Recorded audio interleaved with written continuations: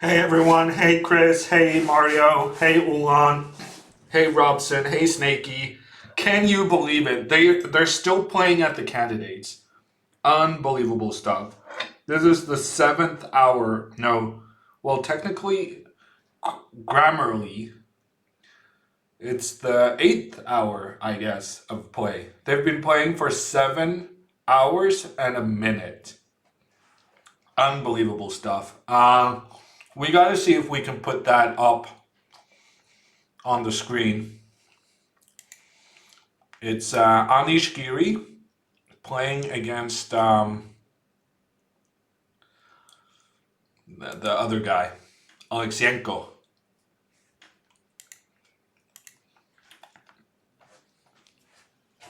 Oh wow, I have no idea what's going on, and they have no time to think, right? Let's see, full screen. I think I have a layout for this. I guess this will do. Which other things do I have? Analysis board? Maybe this one? Nah, that's not gonna work. That is a no go. We'll put it on the full screen for now, just so that we can see what's going on. Unfortunately, I don't have my camera in this layout. Bad streamer, but what are you gonna do? Uh, Giggle, hey, how are you doing? Atara Dove, hey guys. Looks winning for black. Yeah, according to the computer, this is winning, but it's so difficult to tell. It does help though that Anish has two pawns now instead of just one. Two more pawns. Yes, they're doubled, but they can probably still be helped forward. And the fact that there's two of them means that the knight can never sacrifice itself on just one. There's always one remaining. Isn't it clearly winning for black? Probably. The thing is, you should never be very. You should always leave the option open for the unknown, especially in these end games. It's very tricky to know whether it's clearly winning or whatnot, because there's often hidden resources. If it had been an end game I had seen previously, then I could be much more firm about my conclusion. But this end game with like two doubled F pawns in a knight endgame, I've never seen anything like this. So I don't have like a reference I can rely on. Ooh, but the added benefit of no camera means that I can eat my dinner.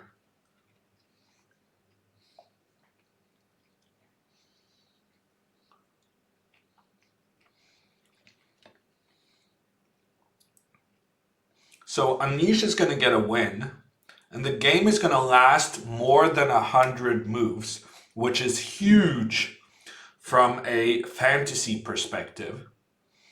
I know that one of the questions in Chess 24's fantasy was whether there would be games of more than 100 moves.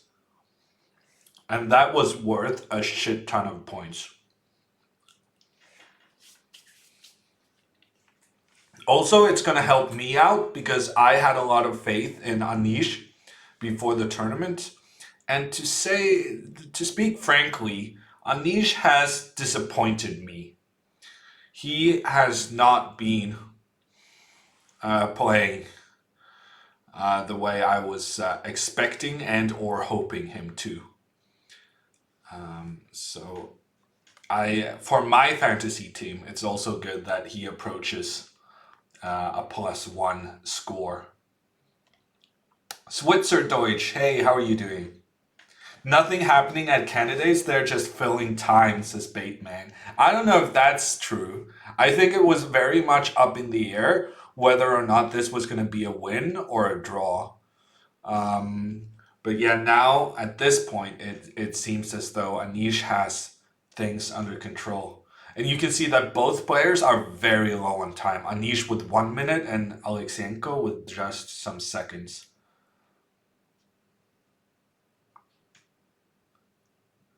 Alexenko does not belong in this tournament. Well, I mean, he's been doing okay so far, random name. He's had some good positions, but yeah, he doesn't have a lot of points. That's true. I did after the first two rounds. I did say that I thought Alexenko had been disappointing, and then everyone else said no, he hasn't been disappointing because we were not expecting anything from him. But I was expecting something, and he hasn't really been able to show what he brings to the table. That's not entirely true, though. Did you guys see Alexenko's game against MVL? It was the biggest slaughter fest we have seen at the top level in quite some time. It was an incredibly interesting game. And he made a draw. He didn't lose it.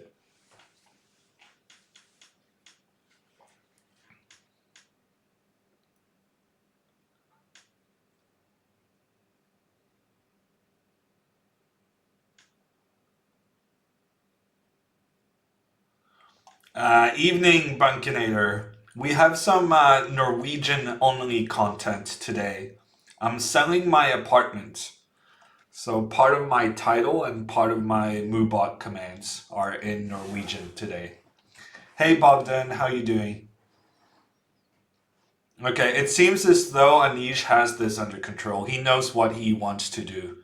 He's playing f5. Next up, he's going to play the knight to e4. And then there's going to be a Zugzwang. I think this game is going to be over in the next 5 minutes.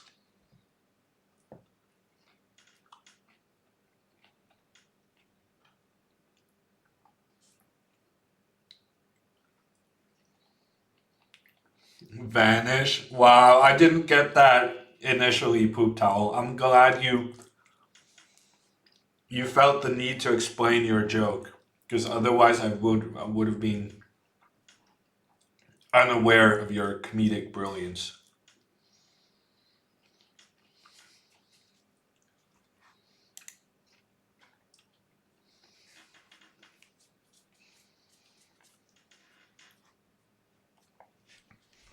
I don't know, random name. I feel like if Alexenko loses two times to the same player, then I'm not sure it's ruining the tournament, but I do agree it affects the dynamic of the tournament. It means that people need to play more aggressively against Alexenko. And I don't understand why some people would say that's a bad thing. A lot of people have been saying that the candidates tournament leads to a huge. Oh, and Anish has won the game. Alexenko resigned. So I think it creates an interesting dynamic as well with these top players not only kind of having to play each other, but also maybe feeling like they got to be aggressive against the tail ender in order to win the tournament. And that has created a lot of very interesting games, such as, for instance, Nepomniachtchi playing the French against Alexenko, which was a very interesting, very combative game with some missed opportunities for both sides. What do you think of Grishchuk's attitude? Yeah, we're gonna get started on this early, aren't we, Bateman? We're not gonna start and say, hello everyone, how are you doing? We're just gonna jump right into the biggest questions. Um, Bateman, I think I'm actually not sure what I think. I think it's medically fine to host the tournament. I think the World Chess Federation, FIDE, has done a bad job with their precautions. That they had an opening ceremony with 2,000 people or whatever is ridiculously dumb.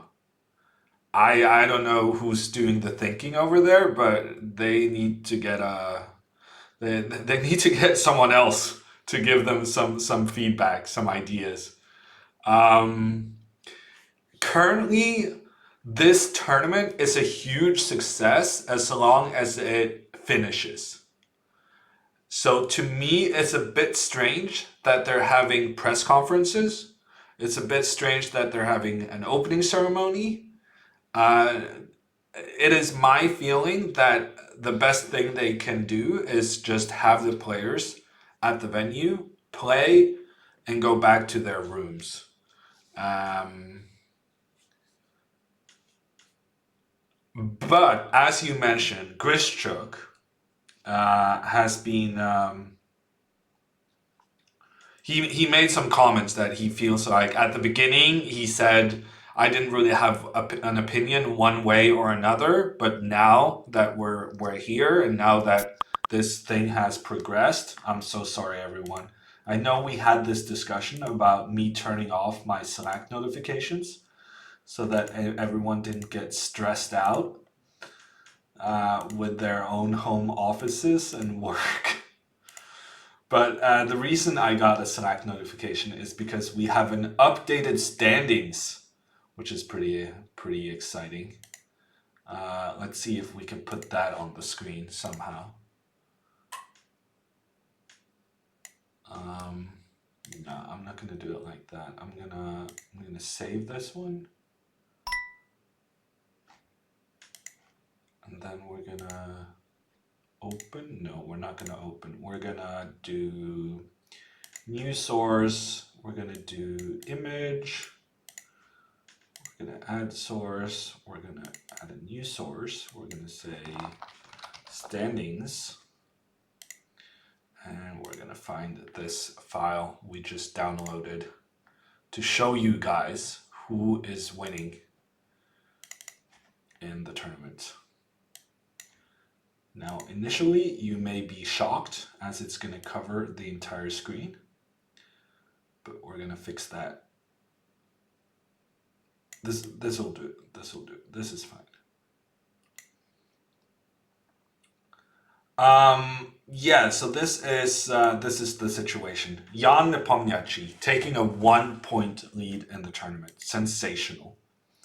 Hey Dirk, how you doing? Nepo gonna finish on a plus score? Yes, he is, Chris. He's gonna win the whole thing. Hey Aquila, how are you? Tough tournament for Ding. Yeah, Ding hasn't been great. Also, he's on par in points with Alexenko, whose people are saying shouldn't even be in the tournament. So I don't know what that says about Ding. All players have been tested. Yeah, that's what I heard, Bateman. That as in before, kind of when the tournament started, they were tested for the virus, and they're also going to be tested halfway through. Um, so that kind of just, I think it's medically fine to host the tournament, but the last couple of days I have been increasingly wondering whether I have been wrong, and that while it's medically fine to have the tournament, you still shouldn't have had it because of how kind of the whole situation in the world affects the player's psyche, which relates us back to the Grischuk comment, where Grischuk says that at this point he believes the tournament should be postponed. It's not because, as I understand it, I don't think he fears for his health, but it's more like the atmosphere and the kind of current situation in the world makes it very difficult to concentrate on the task at hand.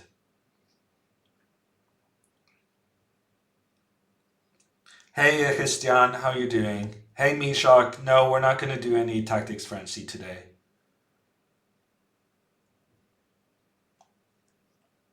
We're going to play some games.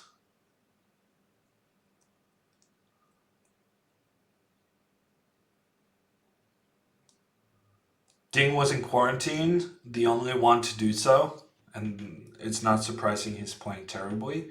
Yeah, I don't know. I feel like having 2 weeks in quarantine doesn't necessarily affect you that much. But yeah, maybe.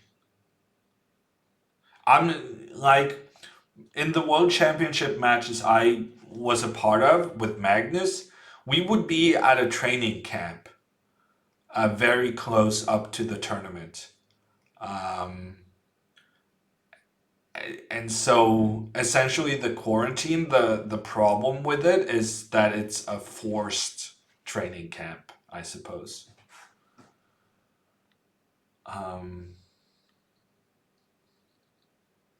is Jan the odds-on favorite now? Yes, for sure. Random name. Jan is a big favorite now. He's playing very interesting chess. He has way more points than everyone else. He's definitely the favorite. Hey Krishna. Hey Torky. Hey Hale. Hale. They're playing 14 rounds total. So there's 8 players and they play each other twice, which makes for 7 times 2 is 14 rounds.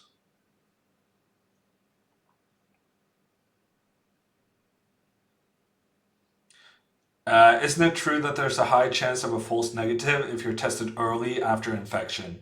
Fun drool. That is something a medical professional would need to answer. I have no knowledge to help address that question. Uh, Omid, thank you so much. Yeah, the London line for black in my repertoire. If you haven't seen it already, use the command video series to get the link to my full repertoire for black.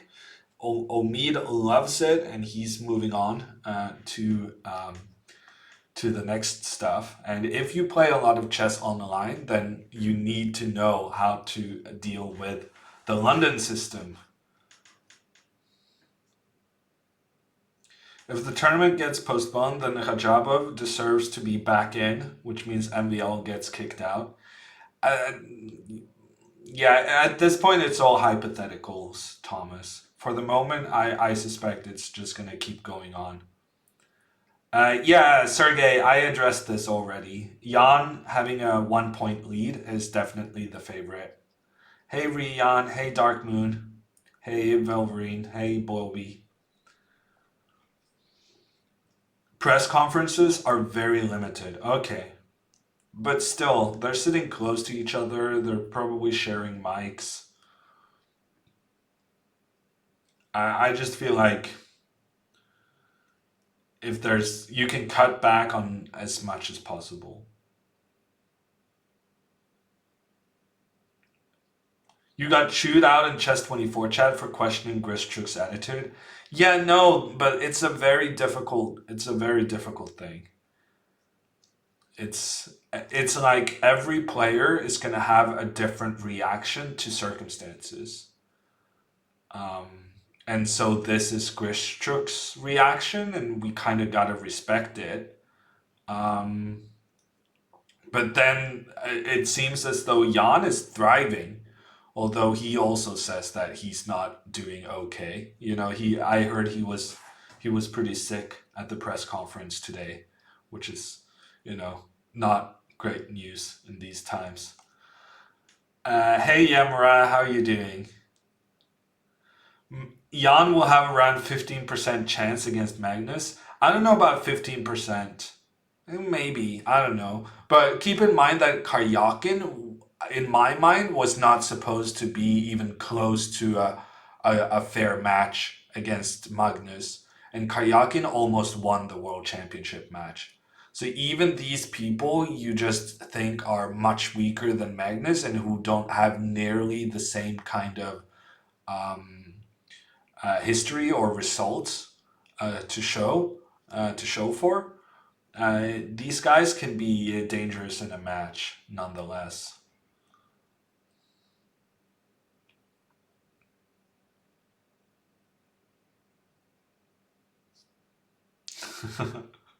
I hope you stay healthy, Robert. What happens if a player tested positive? Focus, then the tournament would be cancelled or postponed. Postponed, I think. No, if a player tests positive, then that's the end of it. So the big question has always been what kind of precautions are taken and stuff like that.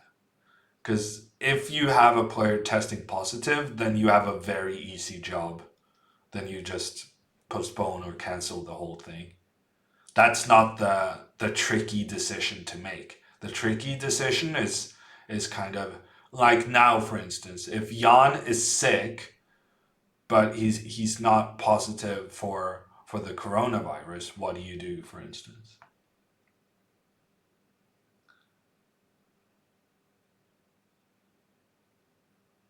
Evening, Nisha. How are you doing? If one player tests positive, more than one has it. Yes, for sure, Thomas. Hey, Vertvich, how are you doing?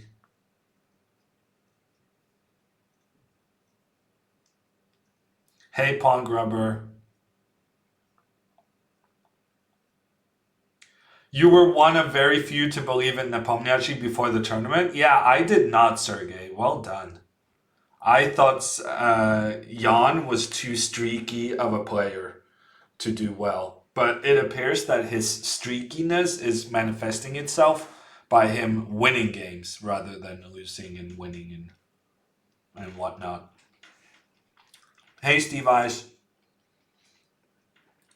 Oh, Dark Moon. I haven't even, to be honest, I haven't really been watching the broadcast of the tournament at all. I didn't even know they had hand sanitizers at the boards. But I guess it's good for public perception, if nothing else. Hey, Jake. Hey, Mr. Dodgy.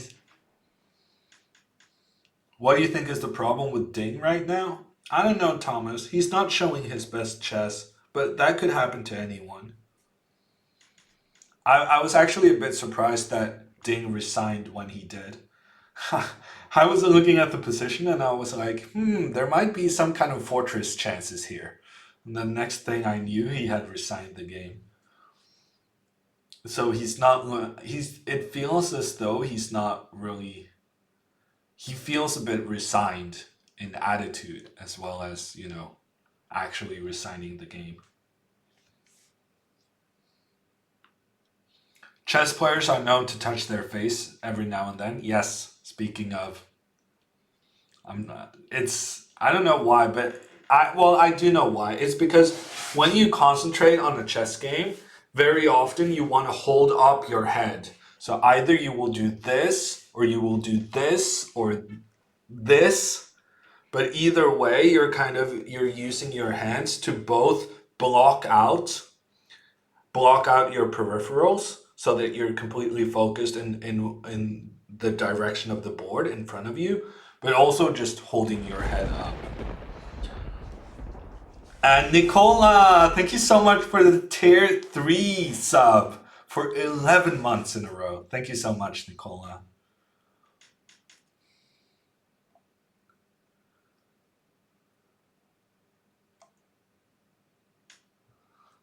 Do you think Nepo will get derailed and we will see a new leader? I don't know, Magnus. We'll see. But right now, Nepomniachtchi's lead is looking really solid.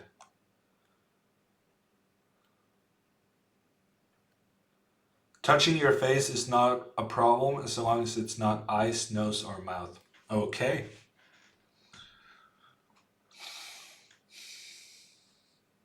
Do you still give Fabi more than 20% to win it? No, I don't think so.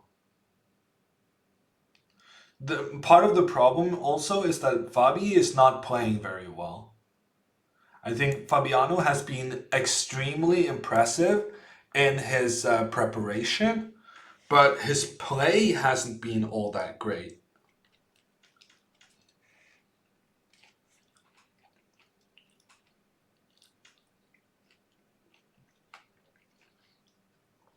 Nepomniachtchi would be the underdog against Magnus. Well, everyone would be Steve Ice. Just Fabiano less so than most.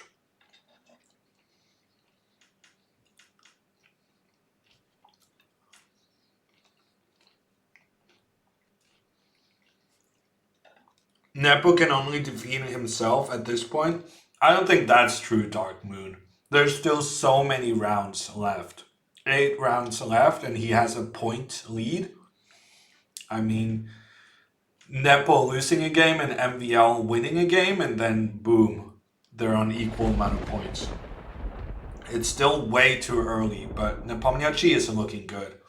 Wow, Laser Hair with the 5 gifted subs. Thank you so much, Laser. And congrats to Heartigore, Mr. Hale, Ali, Ravior, and Carnicero being the beneficiaries of Laser's generosity. Thank you so much.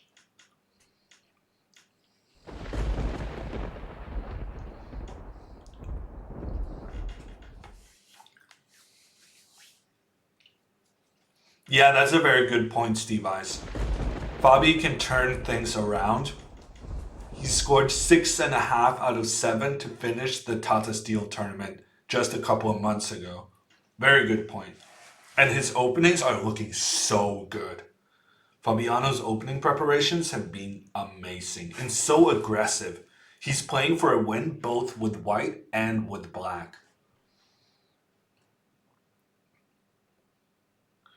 Pond Grubber asks, if the candidates gets postponed or cancelled, do we kick out MVL and bring back Rajabov?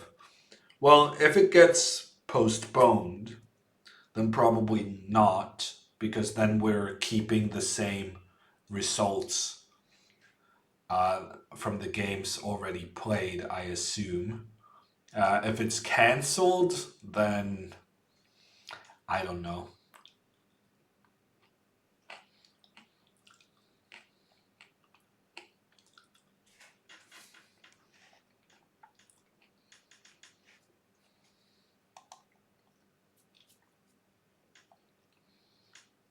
MVL plays Nepomniachtchi after the rest day. Wow, Dodgy. Coming in with the critical information. Thank you so much. Okay, so we actually have the 2 guys in the lead playing each other on, well, not tomorrow because it's a rest day, but on Wednesday. Those 2 guys are playing each other. Amazing. What's your take on the Ding collapse? I don't really know, Laser. It depends on kind of his mental state, I would guess. He seems to be more affected than the rest when it comes to kind of the consequences of the virus and stuff like that.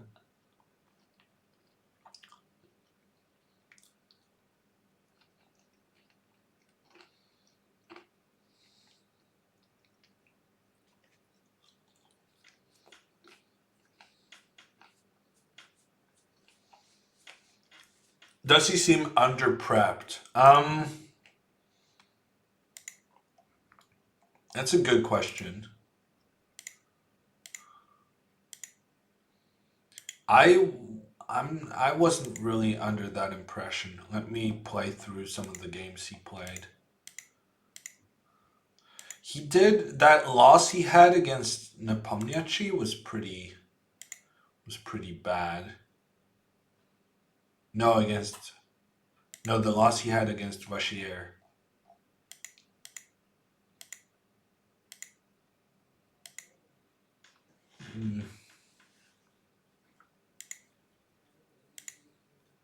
I don't know. I didn't get a feeling that Ding was underprepared. But yeah, he hasn't really shown anything in the opening compared to especially some of the other guys who have had some big ideas.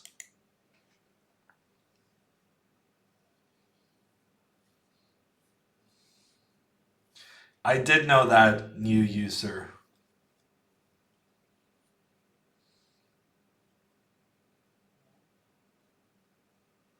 Fabi played too quickly against Ding.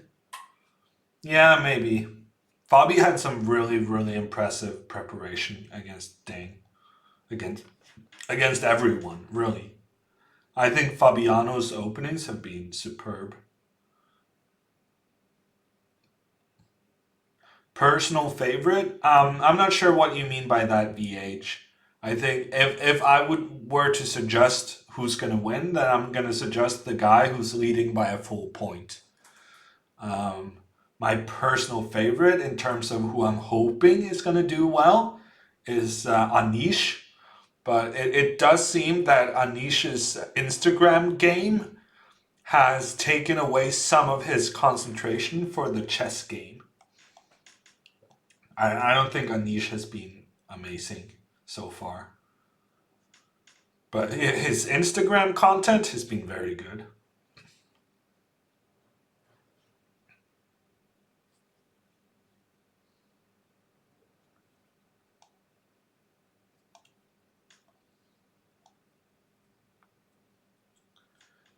Jello Baby says, I think first half, Nepomniachtchi on a positive streak. Second half, he will start losing. But that's the thing about being a streaky player, that once you have success, you very often just continue having success. But I agree in general that Nepomniachtchi, he doesn't spend a lot of time. And surely at some point, that's going to come back to bite him. Because he's playing at the very highest levels right now without thinking at all, and you have a feeling that that's not going to work out long term. You missed not seeing Rajabov. Um, okay, Magnus, that's that will have to be your opinion. I don't think Rajabov would have done much here other than making draws. Is my personal opinion. Hey Santi, hey Henker, hey Lex. What's that snack? French fries, Magnus. Hey Purinos.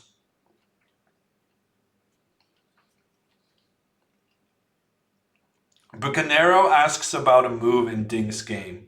The rook takes b6 line. I think Nepomniachtchi said about that move, there was a way Ding could have made a draw today against Nepomniachtchi. And Nepomniachtchi said, if someone had seen this rook e5 idea, then they should be disqualified because it's so impossible for a human to find that variation. And I agree.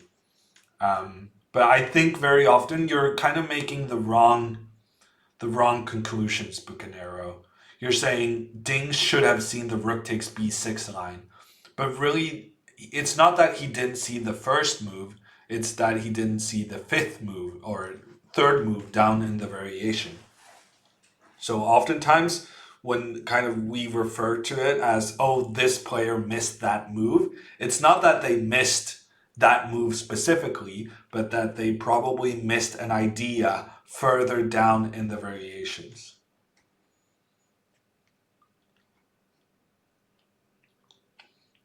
Why do you want Geary? I just think he's fun. Am I not allowed to be a fan, VH?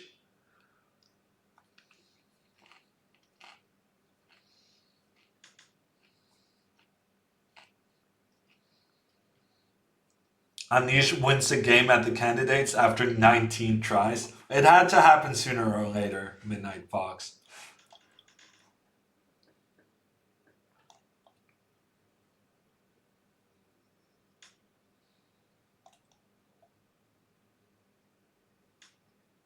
Yeah, laser hair. Can you show board? No, I don't have the board for that. Maybe yeah, I can do it. I can do it. I shouldn't be referring to things without having it on the board. I agree. Bad streamer. Let's put it up here. Um, also, where was it?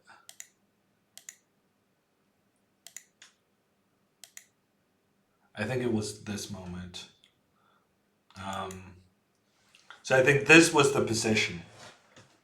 And here, Ding had a way to make a draw. If he played rook takes b6, rook takes b6, and then queen takes e2, with the idea that after rook b8, which seemingly is just winning instantly because you can capture the bishop with a check on the next move, here black has rook e5.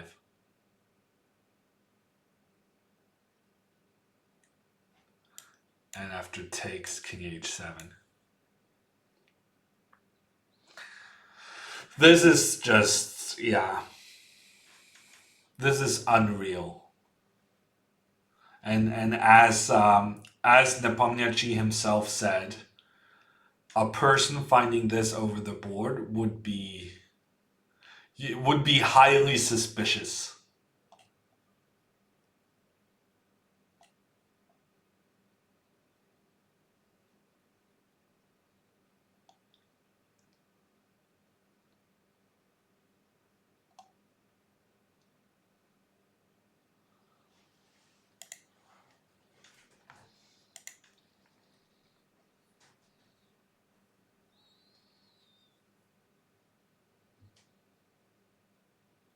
Magnus in good form would find this more often than not. I'm not sure about that random name. I'm not sure about that. If queen c1 once upon a time, then the queen comes and gives checkmate on g2. So actually the computer is saying the only way for white to prevent the threat of queen e1 and checkmate is to go give away the rook and then give a check and then take this one with a check. But even here, black is doing fine. When will you join Office Bill? I'm not sure, Mr. Volson. I'm not sure. I'm not sure it's even ever gonna happen.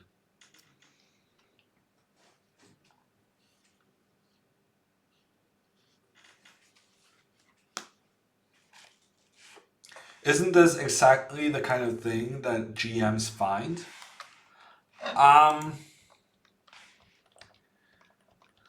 Well, Nepomniachtchi didn't think so. But also, first you give away a rook for a pawn. Then, instead of taking that rook back with your bishop, instead of taking this one, you instead take a knight. So already you've sacrificed a rook for a knight.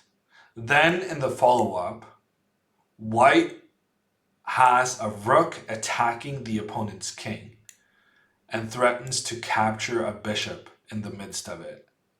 And like, what kind of moves would you consider here? Like, queen takes f2 to try and do a checkmate here, maybe get the rook involved along the second rank. That's kind of like your main. You would be mostly looking at this king, and the move rook e5, it's a very surprising threat of then sacrificing your queen. No, I think that was very, very difficult to find.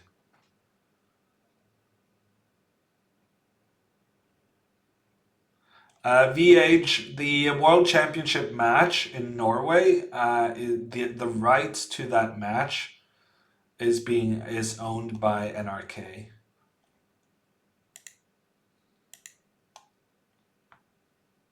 Anything happen with TV2? Yeah, I'm not going to be doing commentary for this tournament, Bateman.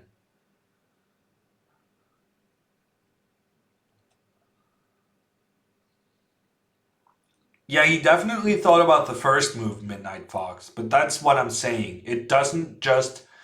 You cannot say in this position, after queen c6, you cannot say he missed rook takes b6, because he definitely saw that move.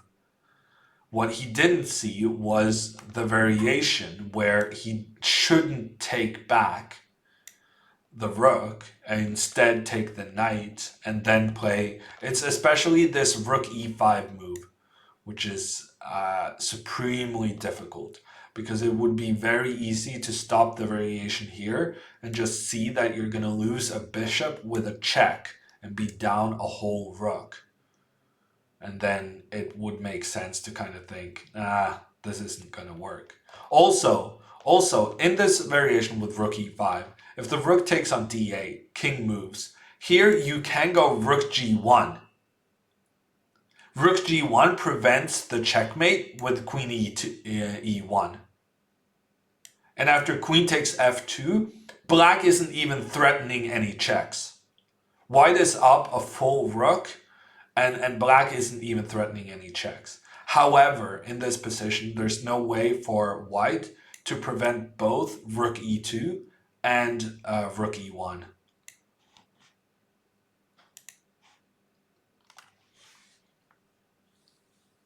So no, this was just impossible to see for Ding.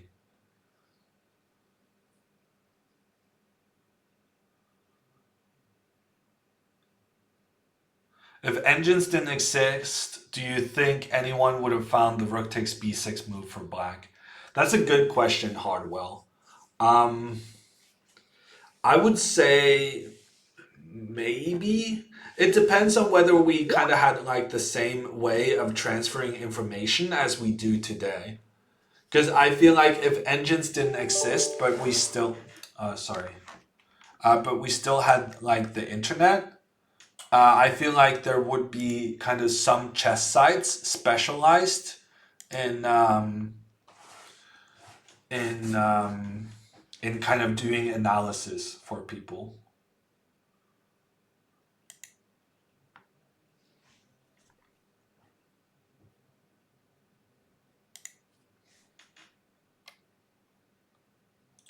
Rook g1 makes the whole thing way more computery. Yeah. So that's also an important move to keep in mind, Muck.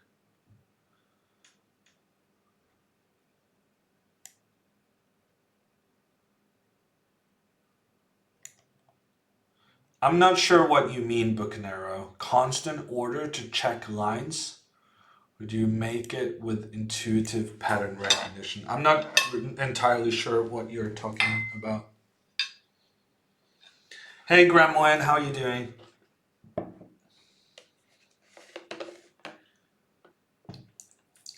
Magnus didn't see it. Yeah, he was doing commentary on the Norwegian Chess 24 broadcast. Bateman says Magnus didn't see it. But on the other hand, Magnus was doing commentary. You can't really expect people to see a lot of tactics while doing commentary.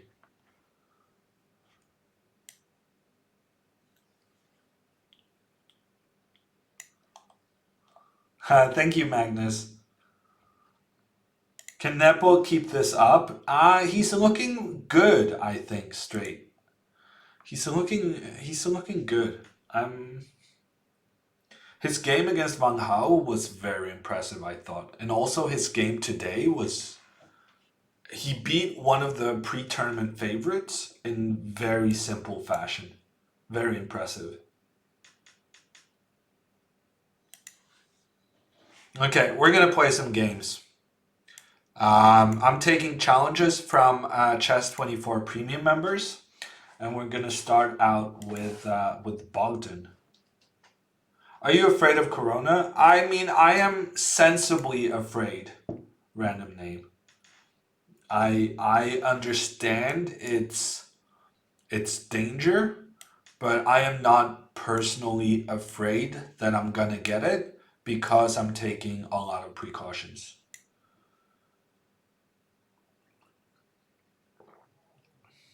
If Nepomniachtchi is ill, his play level might drop. Yeah, that's true, Jello. But also, Nepomniachtchi was sick today and he beat Ding. So, you know. He's a strong player regardless of whether he's sick or not. Is Bogdan ruining my opening preparations with move orders? I don't think so. I think this just transposed to the line I recommend.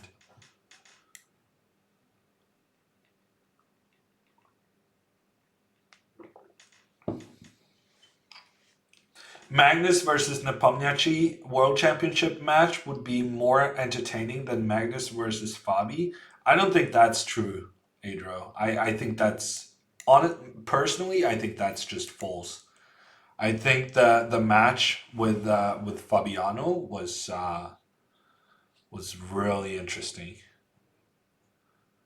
I mean, Magnus was playing so aggressive openings with black. Kind of the reason the Fabi World Championship match was not that amazing may have been because Magnus was poorly prepared with the white pieces and he was completely unable to break down Fabi's defenses. So if Magnus comes better prepared with white next time, then maybe it's going to be a more interesting match.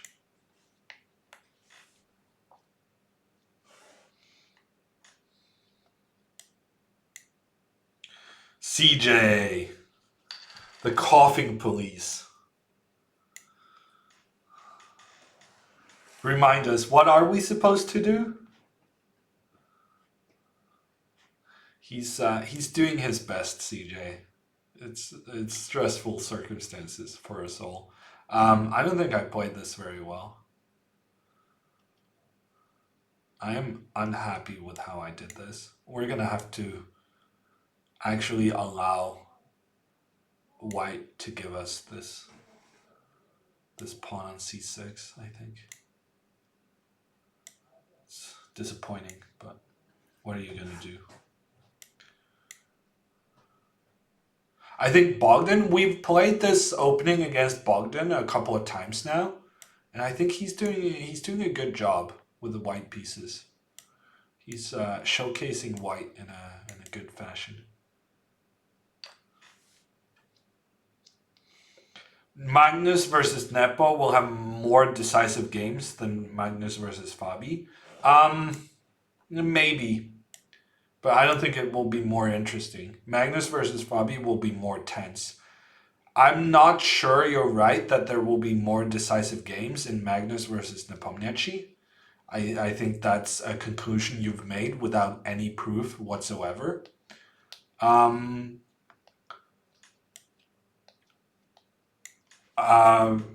But yeah, I think there would be more tension in the match with Magnus and Fabi because Fabi is better able to give Magnus very difficult opposition.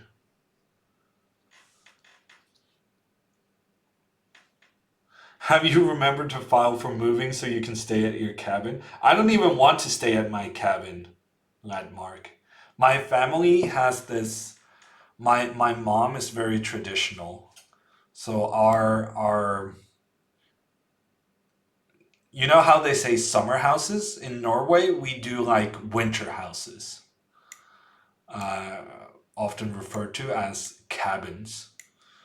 Um, and my family's winter houses don't have, you know, water or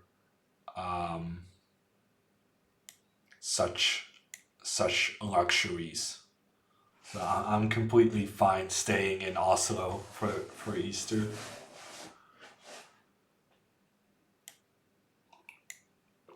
Okay, he's planning knight e5. Also, I need to go faster. Okay, he wasn't planning knight e5. I don't understand what he was planning then. Okay, he's coming aggressive. Some aggression here from Bogdan. He's trying to take me down on time. Might even succeed because I'm so slow. Okay, here that was a good trade for me. But still not in a great spot.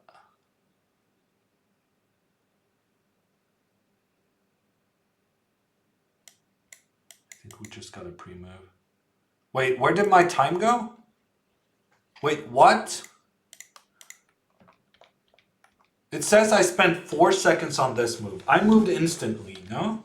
I feel like my time just disappeared off the clock. Don't flag. If only you told me a bit sooner, Daniel. If only you told me a bit sooner. I swear I moved instantly. Maybe I just didn't notice that he had made his move. I don't know what happened there. Something strange happened with your time? Yeah, thank you, Simon. Blame the interwebs? That's my go-to strat, Anchor. It seems to me that a lot of the chess servers have been having issues with this corona situation. I saw Leeches reported that they were having big server problems because so many people were connected, more people than normal. And I think Chess24 has also experienced an increase in people playing. Let's blame the server. I think that's fair.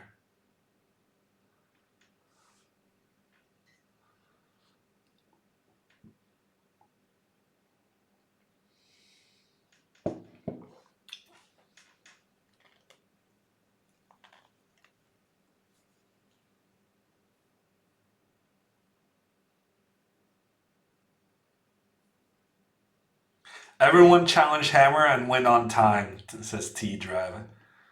Yeah, this might be the time for it. I think the time jumped from 5 to 0. That's how I felt it, Chaotic. That's precisely how I felt it. I didn't stand a chance when the clock just popped in one direction. Teleported. Nisha illustrates it. Okay, I feel less bad about this now. I don't think I was to blame there. Let's try the next one, and let's try not to get low on time now that we know that there's some magic happening.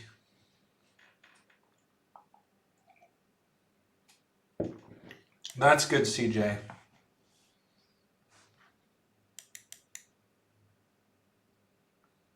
Searching for Bobby Fischer. I like it, Simon. I think it's a nice movie.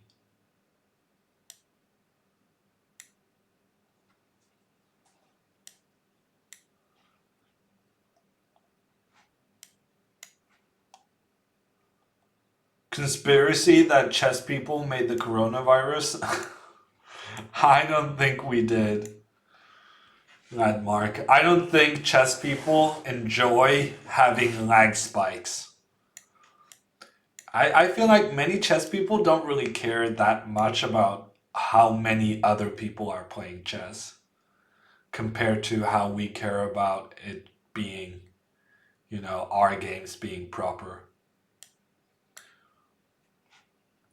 Did they ever find Bobby Fischer? Not in that movie, Mr. Burns, but they found him later on at a Japanese airport, if I remember correctly.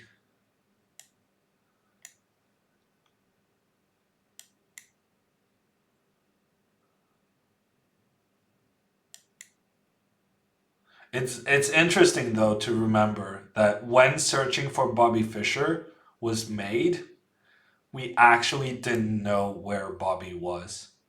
He was missing for like a decade there.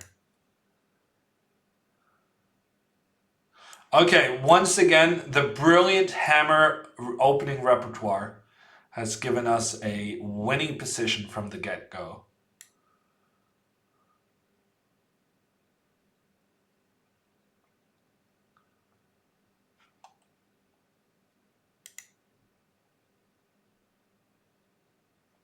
Have you been to a chess park and played Hustlers? I have, Midnight Fox.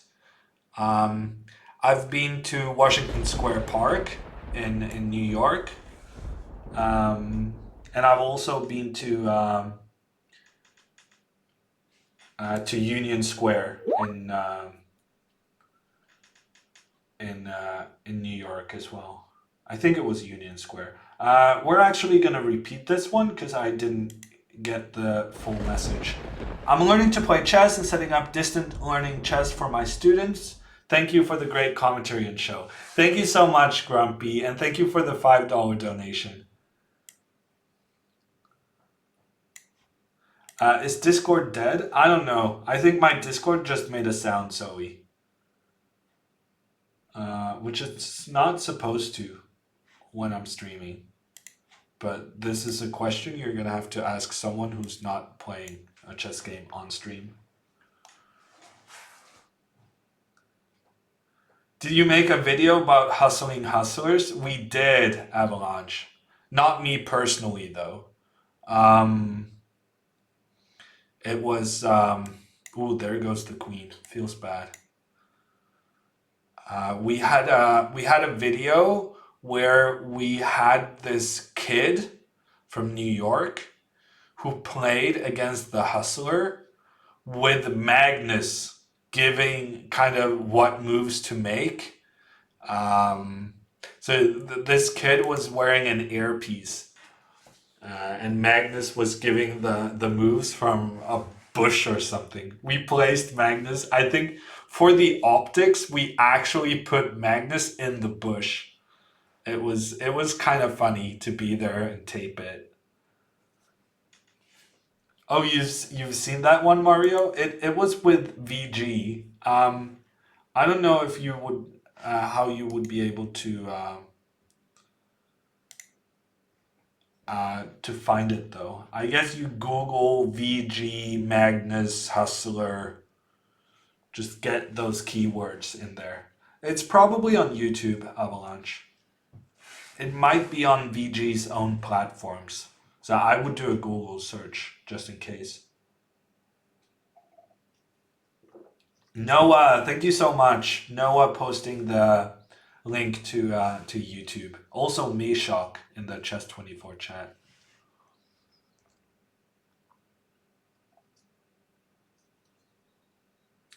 Odegaard will finally get a season at Real Madrid.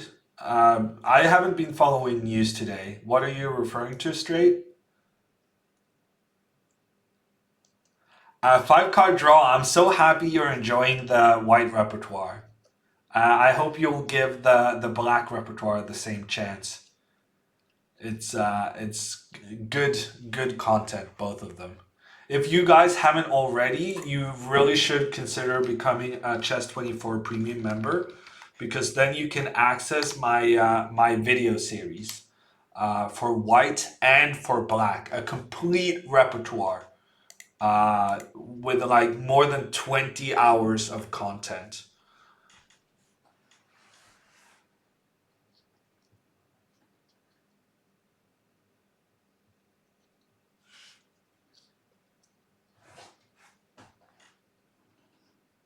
You've never had a solid repertoire, Mario? Well, then it's about to change. Okay, next up is Sergey. How old was Magnus? Hardwell, Magnus was, we taped it before the World Championship match in 2016. So Magnus would have been 25 years old. Were any of the hustlers good? No, they weren't great, Gremlin. In general, I would say that the New York hustlers are like 1600 rated.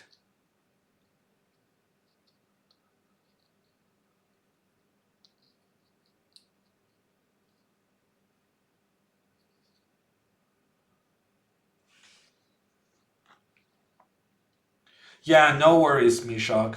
Challenge me whichever caller you feel like. When are you going to take Magnus's place? As the number one chess player in the world? Or as the number one chess profile in Norway? I think one of them has a better chance of happening than the other. The perks of being a chess commentator, you don't necessarily have to be able to play chess very well. Sergey is not here, so we're moving on to the next one, which is Mishok. Yes, number one in the world. That, I think, nonstop is never going to happen. I'm afraid.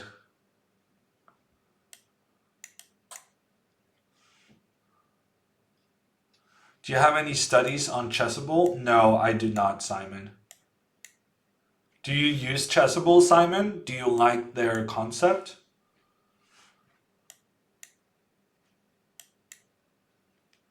I've been talking to the Chessable people about doing something with them.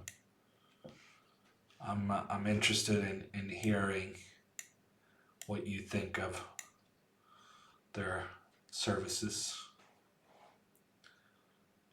Bishop d3. Is this normal? This doesn't feel normal to me. I think I'm just going to take this one, and then go b6. Put the bishop on the long diagonal. Is the candidates on TV in Norway? No, not really 5-card draw. People are mostly interested in watching when Magnus plays. Yeah, sorry, Sergey. That's not a good glitch to get. If you re-challenge, I can prioritize you for the next one.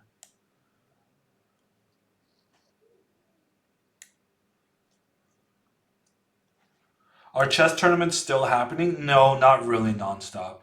There's only one chess tournament that hasn't been cancelled, and that is the qualifier to the World Championship going on in Russia right now. Thoughts on Giri's game? Hey Jesse. Um, Thoughts on the Giri game? I wasn't really paying that much attention. It seemed like he just had a long term grind, accumulating small advantages that kind of became bigger and bigger and more consequential as the game went on. I'm happy to see Anish winning. I think he's very funny on Instagram. So I'm a fan. That's not a good move, Mishak. I think Mishak, this is such a typical brain fart. Because he was intending to capture my rook and then go queen e4. And then he just confused it in his head. Went queen e4, after which it's just checkmate. Hey Eddie, thank you so much for the 6-month resub, getting the golden hammer. Any plans for joining the Chess 24 Norwegian or international broadcast? Probably I will join, Eddie, but I might only join for an hour or two on the international one.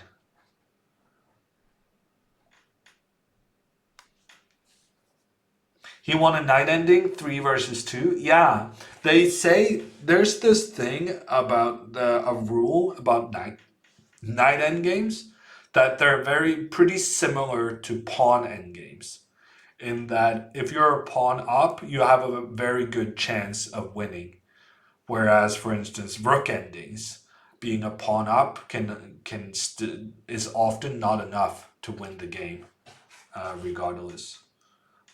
But when there's only 3 versus 2 pawns left, it's very difficult to win, regardless of how many pieces there are.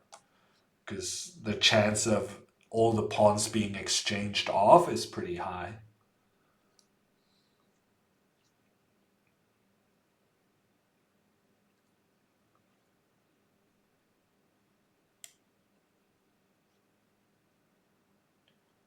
Wow, Baloof. Make sure you comment on the King's Gambit video to let me know what you think the refutation is on my King's Gambit line. I will help you out so that you can beat your friend. I was actually really happy with my recommendation against the King's Gambit. So if you think there's a hole, that there's something, a consideration I haven't made, I would really appreciate it if you posted that on the comments to the video.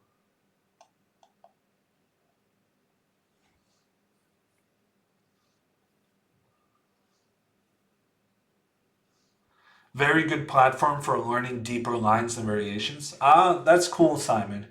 Yes, I have been talking to them, and I am considering doing something with them.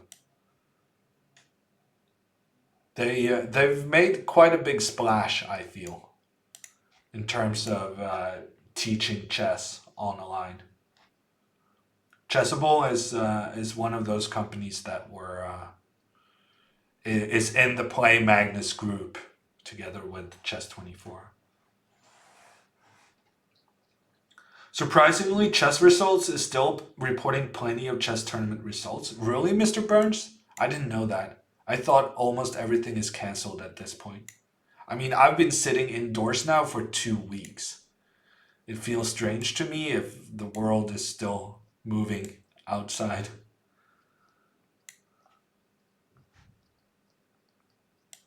I'm sure he has strong computers, Baloof, but I'm still interested in knowing what he's recommending and whether that means my stuff is not as good.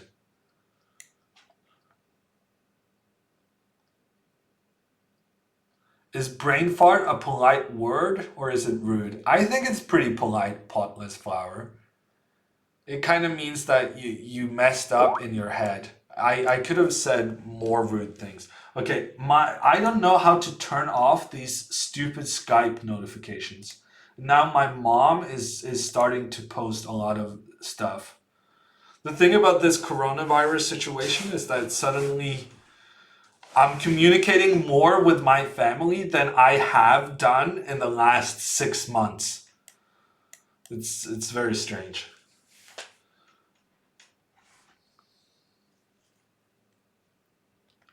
Love the golden hammer. I'm glad you do, Eddie.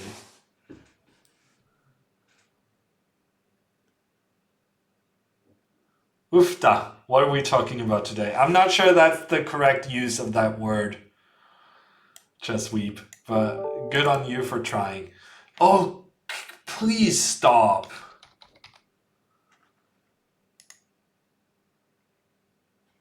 I'm considering just uninstalling Skype right now. I have no idea how to make the notifications stop. Okay, I tried again. Wow, I'm so far behind on chat. You guys are really active today. I really like it, but at the same time, I'm struggling to keep up.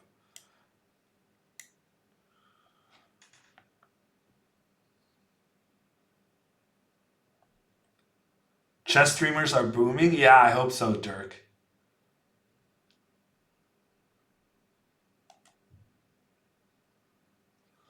Log out from Skype. I think I fixed it now, nonstop. I think I found the solution. You had a Zoom meeting with the whole family yesterday? Yeah. Sounds about right.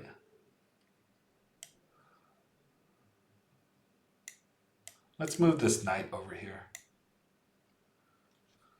No, we don't do bad openings here. Once upon a time. Ooh, good username, by the way. I only do good openings because I want to be a role model, you know, for the chess community to develop your pieces to get your king into safety early on. So we can't be doing stupid openings.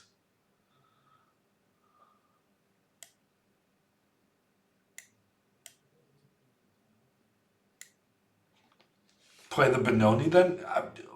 Did you not listen to what I just said, Mario? No dumb openings. Anti-Sicilians is black. You can search through the library, Magnus. Especially since you're already a premium member. You have access to all the video series.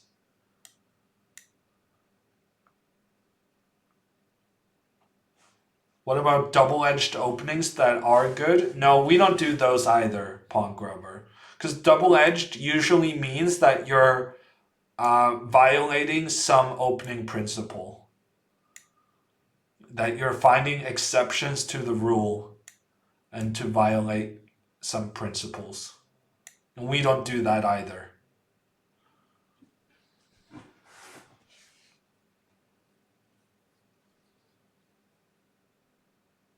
Hammer is all about winning with the most boring endgame available. Well, it cannot be that boring if I'm always winning with it, Mario. That kind of proves how not boring it is. Okay, so Sergey is going to play queen c6 next, I think, which is a really annoying move.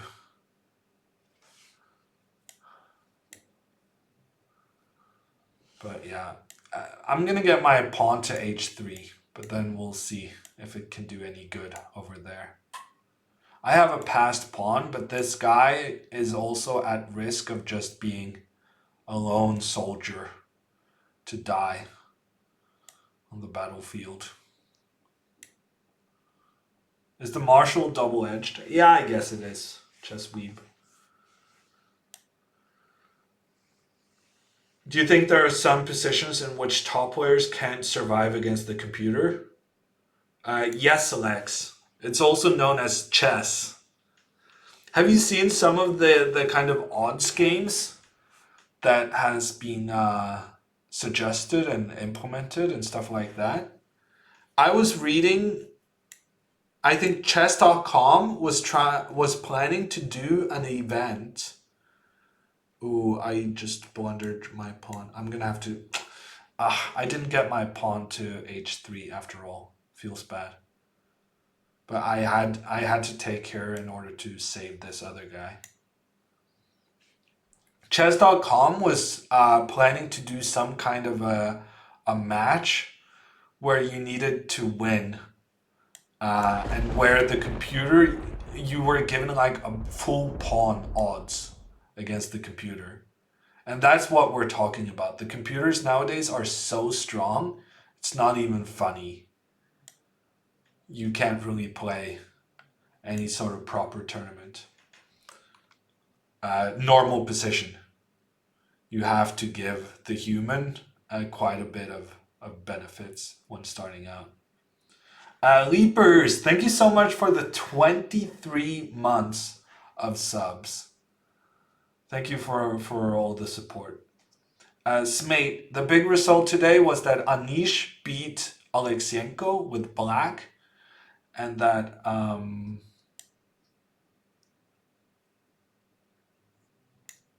think we're going to have to go for the queen trade.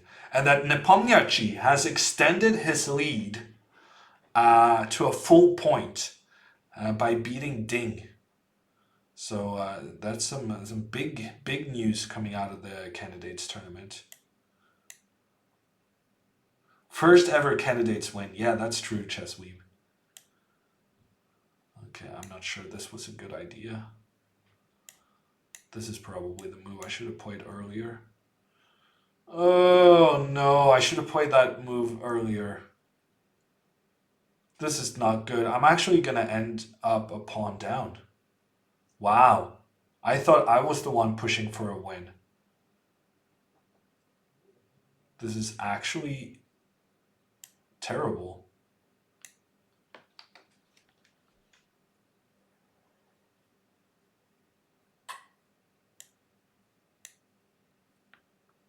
Okay. Well, at least now our task became more easily understood. Because now suddenly I realize I just have to try to make a draw. Really, Dirk? I thought I was doing a pretty good job. Nepomniachtchi. Nepomniachtchi. Oh, wow. Oh, I just got tricked there. I wasn't paying attention. Feels bad. Yeah, this is not good. This is, in fact, very, very bad.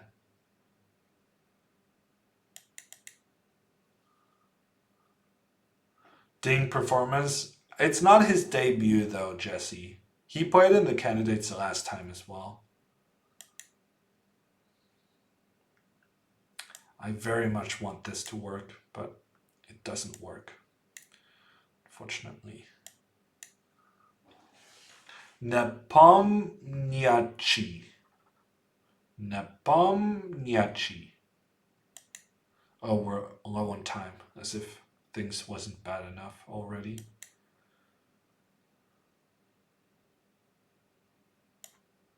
Nepomniachtchi.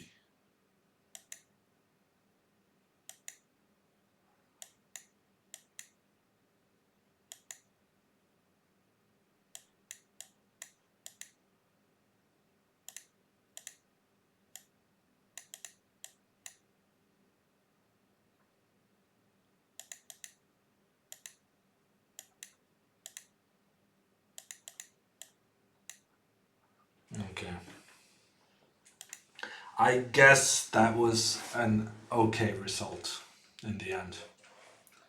Belov, I'll probably go for a couple more hours. Are you gonna ask your friend to give me the King's Gambit details by then?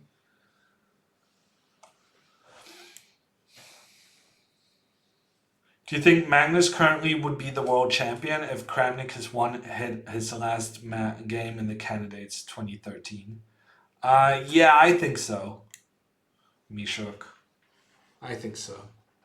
But as you say, Magnus himself struggled. The candidates tournament is such a difficult one.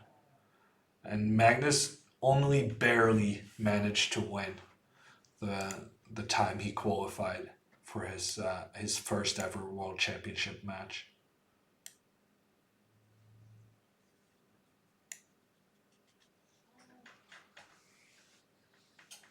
I don't know, Mr. Burns. I didn't actually look into it.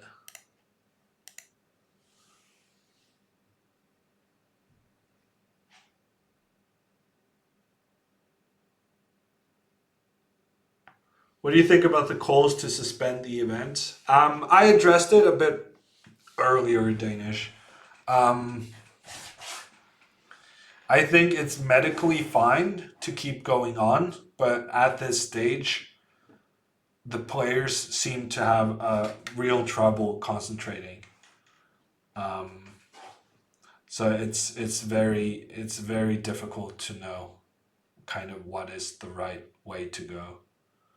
But I think for the moment they're trying to finish the event. I think it makes sense. I think that, for instance, if we were to postpone the event till like this Corona thing is over, if like the candidates were to be held, say end of September, and then the World Championship match in December, then everyone would say that Magnus got a very unfair advantage going into the World Championship match because his opponent wouldn't be able to know that he was gonna play the World Championship match until like 2 months before it started. Um, and so the alternative then becomes to postpone the World Championship as well, and then it gets very tricky very quickly.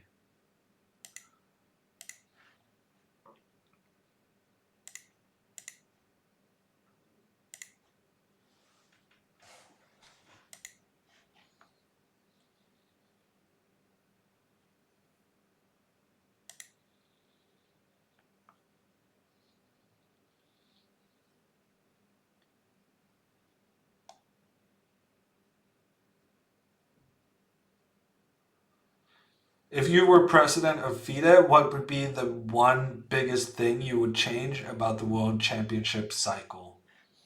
Um, I would remove a lot of the rest days, Steve Ice. I would not have the World Championship match being held with as many rest days as it has currently. I think the current World Championship cycle is one of the best ever. I think it's very important that we keep this same format so that it's stable and that it's predictable.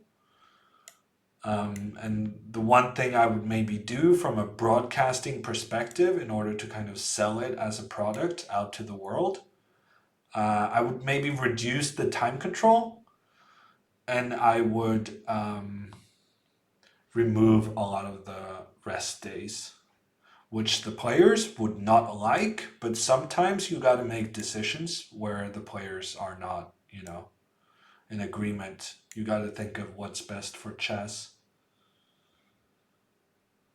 Yeah, it was a difficult endgame, Sergey. We both were very low on time. It's impossible to get all the moves right. Is there a venue already for the World Championship match? I think so, Mario. As I understand, it's going to be in Dubai.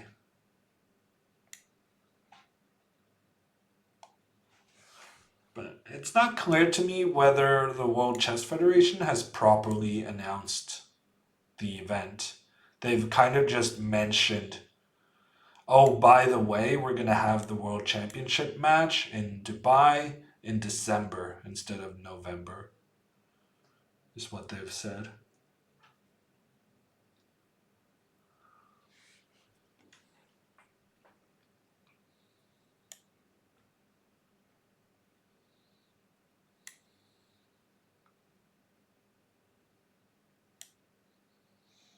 I'm very scared about being checkmated on the king side. I feel like John played this pretty cleverly, but it's not clear to me what he did that was kind of fresh or new. I think maybe I'm supposed to take on d4 and play like e5. And I'm really hoping rook takes h6 is not a good move, but I have no idea whether it is or not.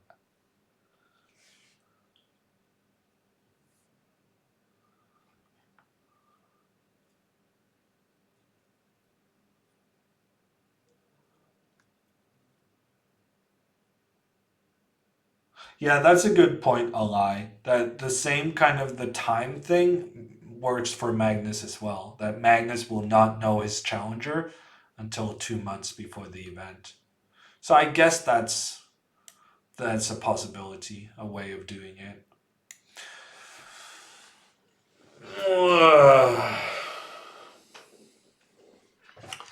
You're not making life easy for me, are you? Okay, I'm gonna start out by taking this one because I feel pretty confident I want to do that anyway. And now if queen g5, I was gonna keep capturing. And with this move on the board, I think it's safe to take the rook. Now if the queen comes, I go with my queen, give a check, and I'm just winning. Okay, so it turns out we managed to solve that potentially dangerous attack easily, but that is the risk of playing this variation. That you have to have kind of a you have to have some ice in your veins to know that you can deal with this immediate onslaught.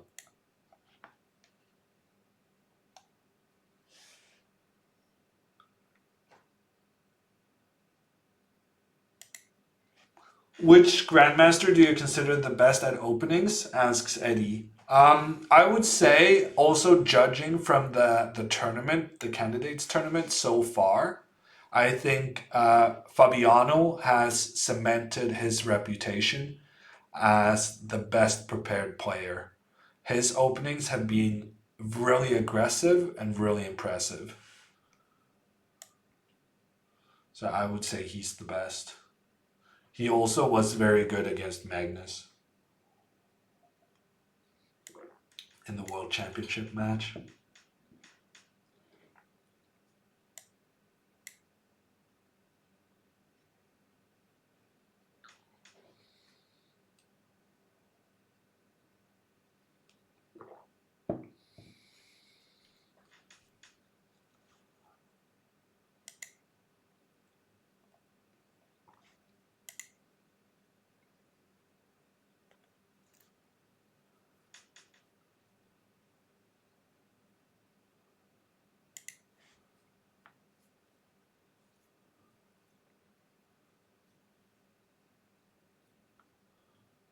You don't feel like supporting any oil state 5 card draw? Does that include Norway?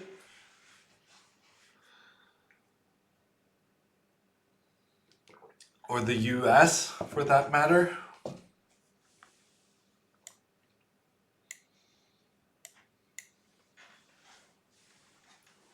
I think dictatorships is the word you're looking for.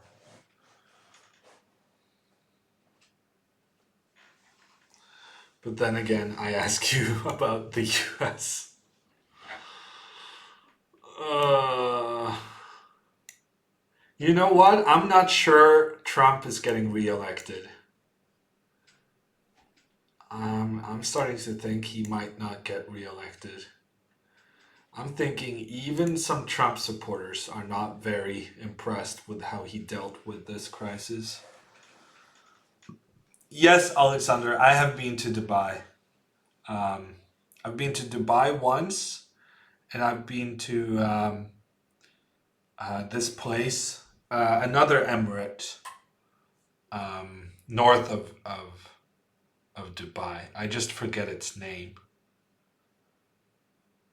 Sharjah. I've also been to Sharjah.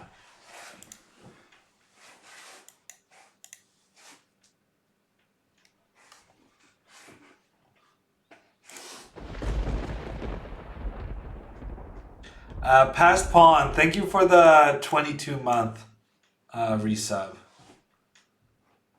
Trump's approval has gone up in the past few days. Really? Ugh. Okay.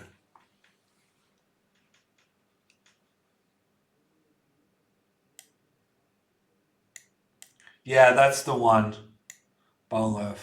Sharjah. I think I'm pronouncing it close enough. Yeah, they have a really nice chess club.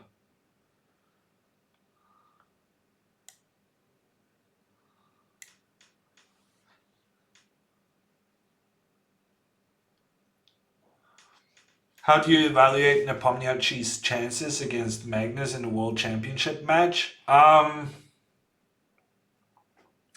would say Magnus is a heavy favorite in that case, Noah. But at the same time, I considered Magnus a massive favorite against Karyakin. And Karyakin came very, very close to beating Magnus. So all of these matches they've been very close in recent years.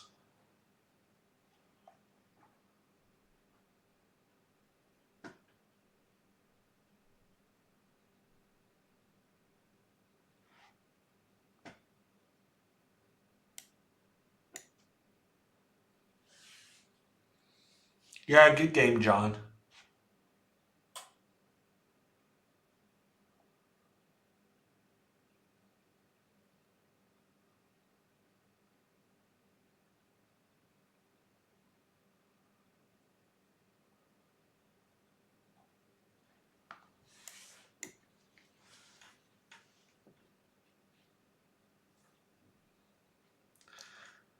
Yes, Mario. Do you want to buy it? Oh, Norway is a nice place. You should move here, Mario.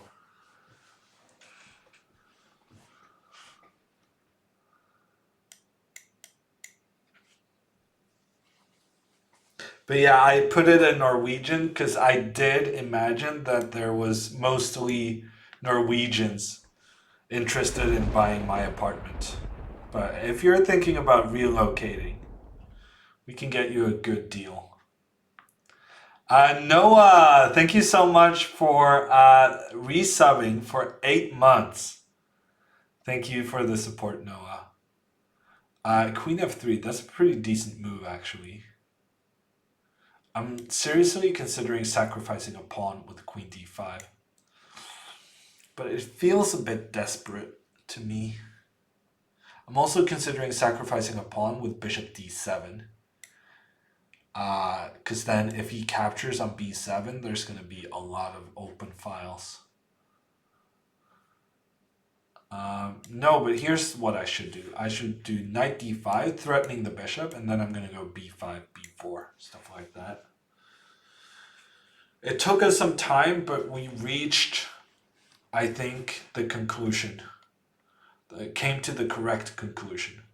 Knight d5, the strongest move. Preparing b5 next, since the queen will no longer be threatening down towards the rook.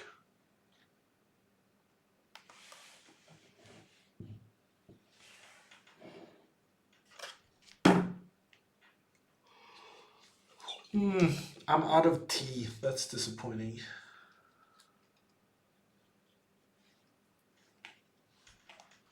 Okay, so b5, that was our plan, and then bishop b7 next, putting the bishop on the same diagonal as white's queen.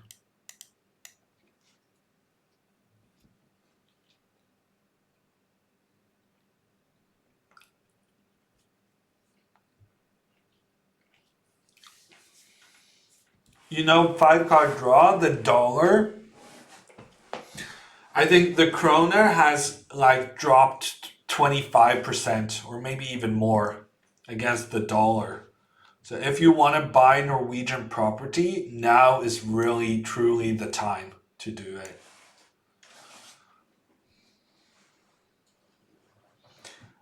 Programmer type job postings. Noah, I know that in general, Chess24 is hiring at the moment. I think most of the jobs are relocation based, though. I think they're asking people to relocate to Germany. But as to where the postings are, that I'm not sure of.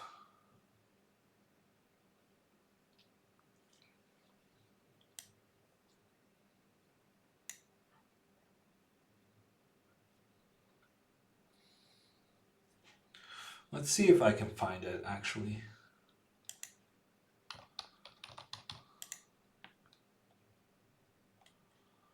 Oh man, I blundered this one. Yeah, because I wanted to go g6 first and then. Ah, I made a huge blunder. Yeah, so instead of a5, I should have gone g6. What happened was that I was planning after g4 to go g6, queen h6, and then f4. But here I realized that if I go g6, he can capture on f5, and the rook pins the pawn so that I cannot capture white's queen after all. That's why I changed over to f4, but then, this whole thing happened. Why Germany? Chess24 has headquarters in Germany, Noah. Play Magnus is located in Norway, but I don't think Play Magnus is hiring at the moment.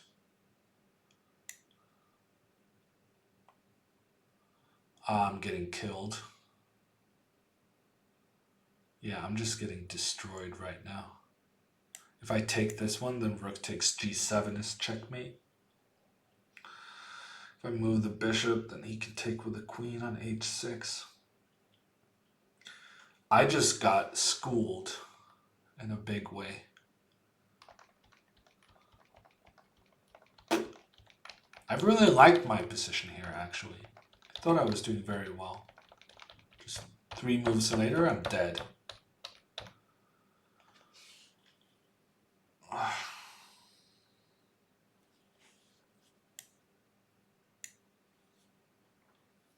Getting mated? Yeah, I am, Noah. I'm gonna win on time, though. That's always the plan.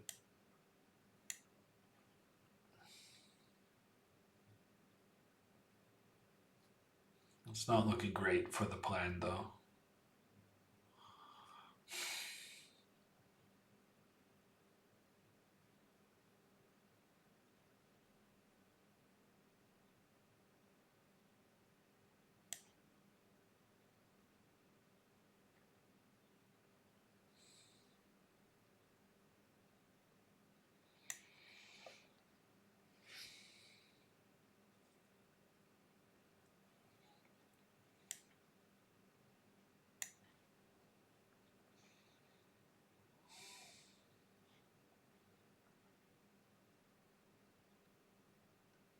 Exchange queens and flag him? Yeah.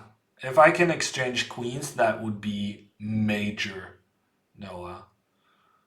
But I don't think exchanging queens is in my future.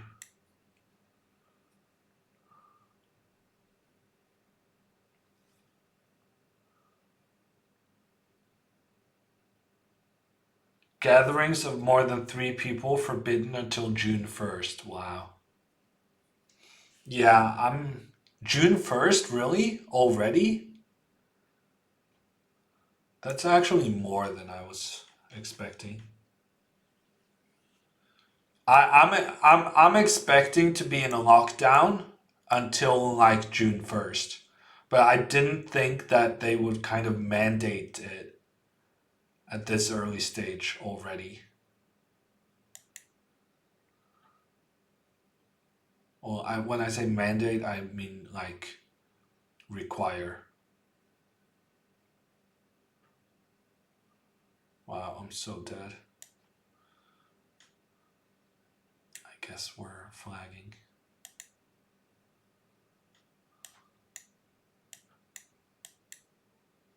Okay, we got the win on time, but well done, Bucanero. Good attack there. I think I had a good position. I just needed to be a lot more careful than what I was. Because at some point there, I just realized my mistake, but then I was just dead in the water.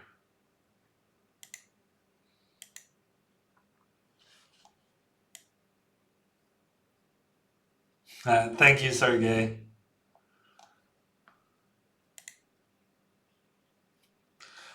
Your position looks down on lockdown too. Yeah, we got. Well, the thing is, Manas, we stayed alive long enough for the virus to kind of just die down. You know, it was looking very precarious there, but we stayed alive just long enough. It's not like we were winning. There's no winning in the situation we're in right now.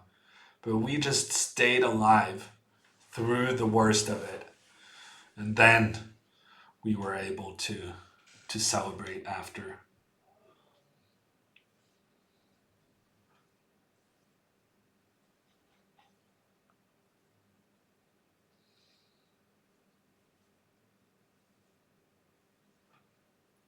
Bridge players have it worse than chess players. Yeah, I guess you're right. 5 card draw.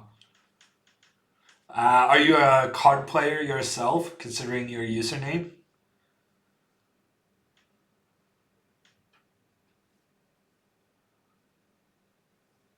Could have gone Queen E8 instead of Bishop C4. I don't know, Noah. Maybe. But the fact that I went Bishop C4 kind of suggests to me that any alternatives were not good. Because I considered most of the things there. I was pretty desperate.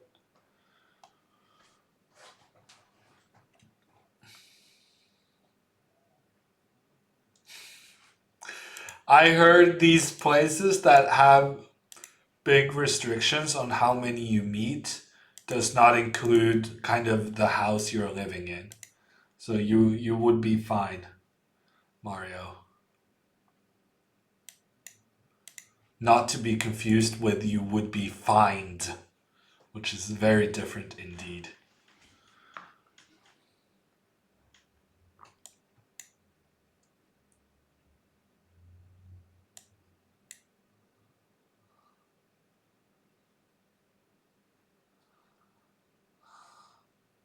When the problem youth is playing soccer 5 card draw, it doesn't seem like they're all that problematic after all.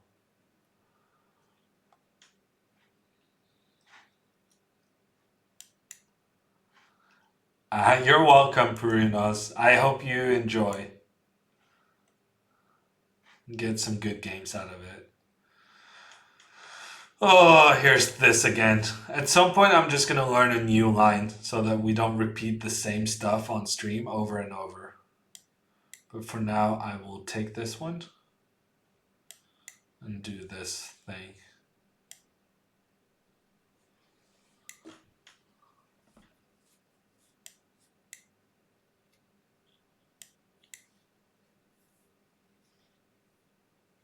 Wow, Bloby's still going for the rook takes e7.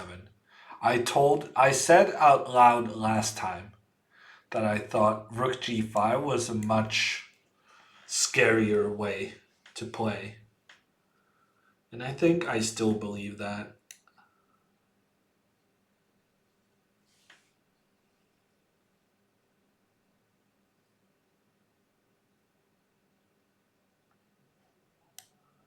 Here we get to castle. Can't be that bad. Okay, maybe I should have played bishop b7 first.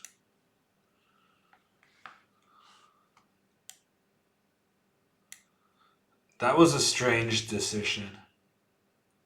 You're not supposed to give away your bishop pair like that. Unprovoked.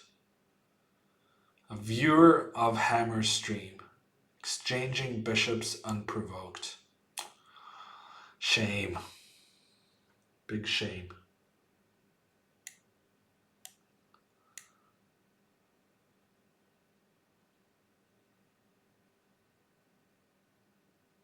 Wasn't c4 winning a piece? Yeah, it was, bait man. But I was scared. I fear Belobi's opening preparation. I suspect that if I had gone c4 and won a piece, then Belobi would have started attacking my king very quickly. And it would be very scary.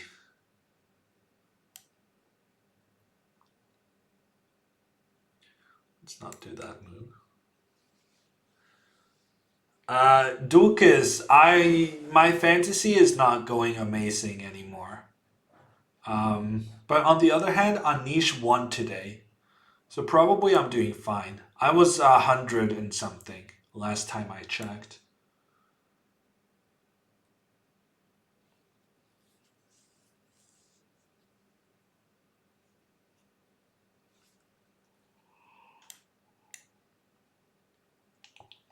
I have so many pieces on the e-file. What could go wrong?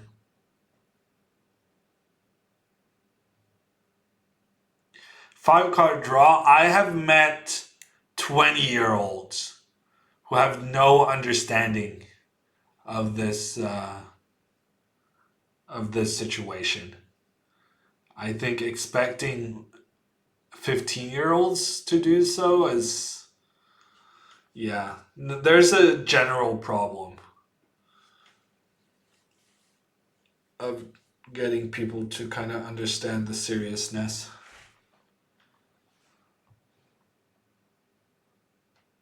I mean, there's adults who don't realize the gravity.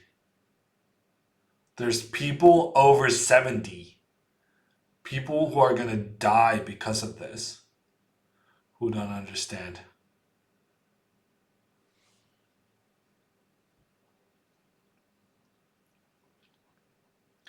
Okay, I'm not happy with the way I played this. I'm having trouble defending this pawn on b5.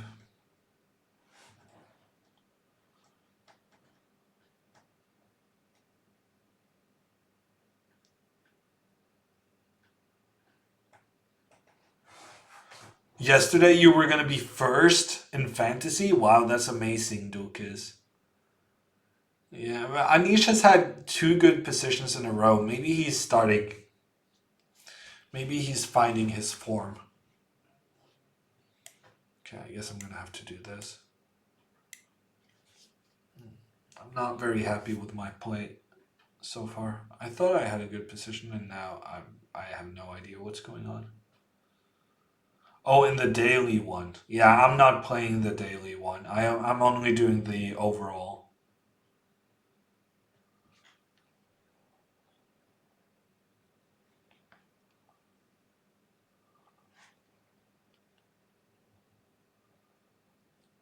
I kind of want to sacrifice.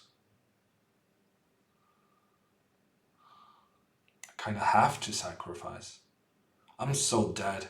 I don't understand how this went so wrong. I thought I was doing just fine, and then I think part of the problem was that I put my queen first. When doubling or tripling with rooks and queen, you never want your queen to be first. You want to have the rook first and then the queen behind. You always want to have the most powerful piece in the back. That's not always true though. When you do like bishops and queens together, then you want the queen first to infiltrate. But when you use the rooks and queens together, then you want the rook first. Black must be better here. I think I'm lost, Bateman. I think knight e4, I would have just been dead. Now I might be doing good again. But knight e4, trying to get to knight f6 looked devastating to me.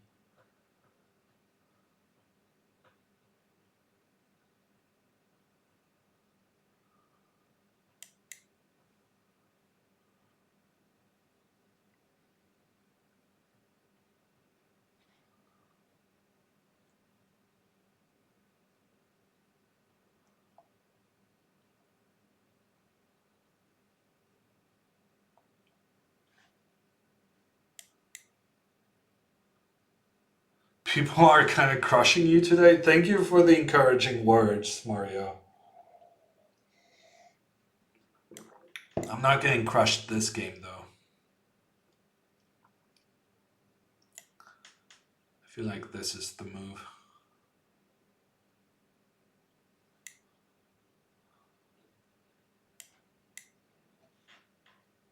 You'll flag them all? That's always the plan.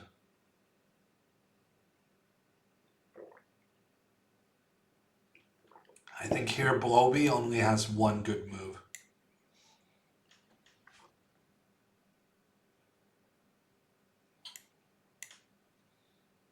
Oh, I missed the...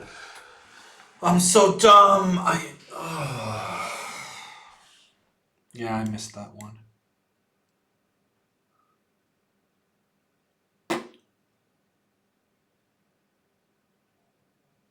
So bad.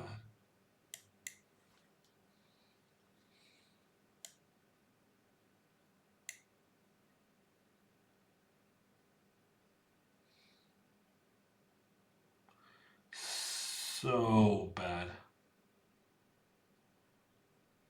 Tricky horses? Yeah. Horses are the worst.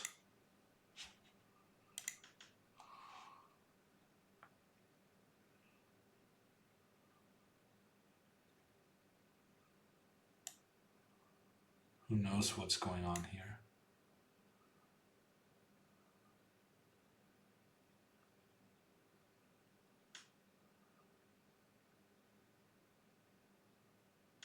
I might be winning. I might be losing. No one really knows. Ah, King F1. Oh, I let him play King F1.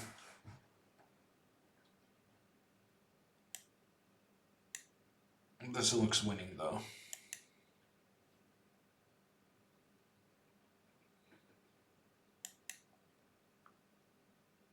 Should have given a check. I should have given a check here so many times in a row.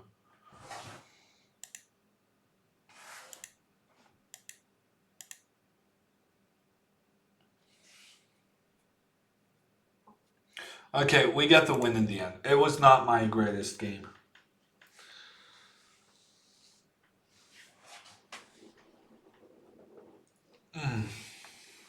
Yeah, there were many chances here. I think after d2, there's King f1. Here, white might actually be winning because you get to control everything. So probably I needed to give a check, and then maybe like rook b1, and then b2 and d2, and then take the pawn. Something like this. I should have played.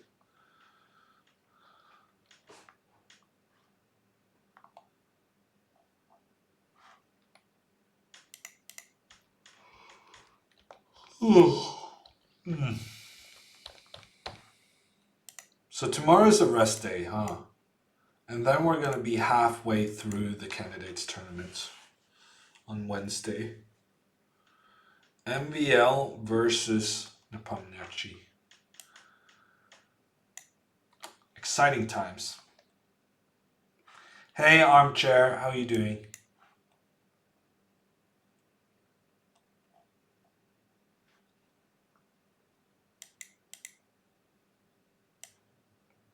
Ah, yeah, that was a pretty nice tournament for me.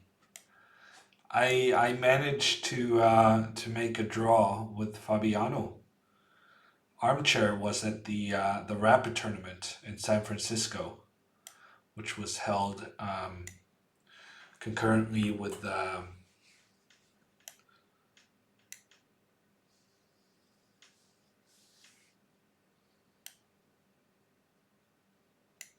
how are we playing this? Are we forcing the bishop to h4 first? I think so, right? Concurrently with the Pro Chess League final last year. Van Hao thinks Lagrave is not feeling well. Why does Van Hao have an opinion on how Lagrave is feeling? That sounds very strange. 5-card draw. Blind Broccoli. I have developed a complete repertoire for e4 and for black. I am done making complete repertoires. They are very tiring, very exhausting to make. I have made my contribution. No more. Okay, and we actually got out of this very well because Excelis could not remember the proper moves. I think you're supposed to go Queen d3 here. And now after takes, I take back, and I'm going to be able to damage White's pawn structure. And that's going to be pretty good for me.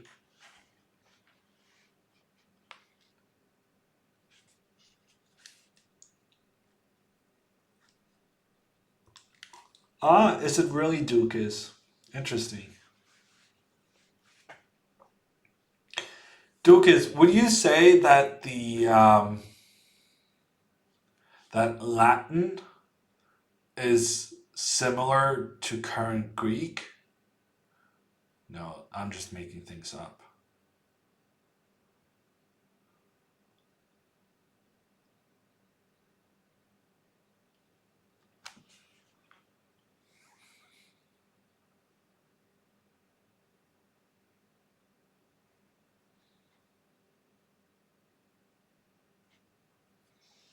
I'm wondering if I can play something like d5. d5 castles, takes. I shouldn't be spending all of this time though.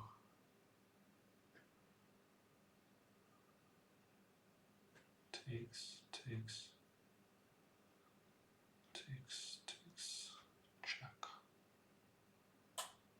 Check.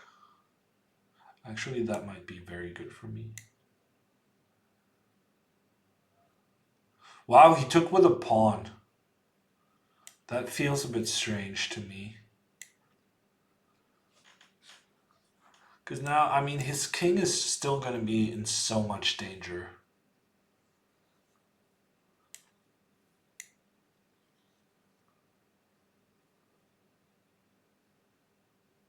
Okay, he definitely has to castle kingside. And then hope that his bishop pair will do the work for him. Which might be the truth. But at the same time, I feel like I have really good central control. And this knight on e4 is doing a good job of just blocking everything. And he really should have gone c4 before playing this bishop e5 move. Because now the bishop is just being forced back. And he should have opened this diagonal so that he could have put the bishop on b2. I don't know what this is. Okay, that was just instant loss. But once again, we have proved how good the hammer openings are. We have successfully defeated a 2700 player. So we're pretty happy.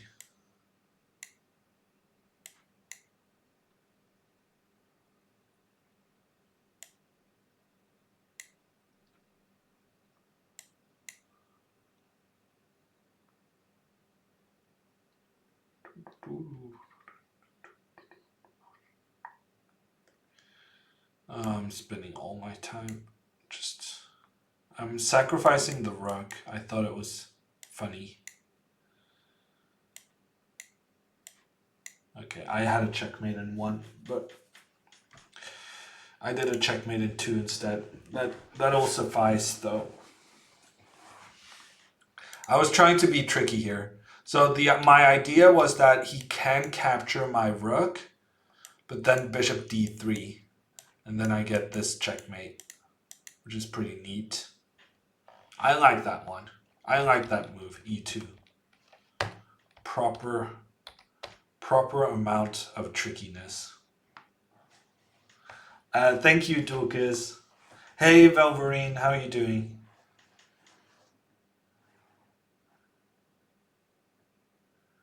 AG versus AG, says Anand. From that, I can only deduce that Alexander Grischuk is playing Anish Giri in the next round.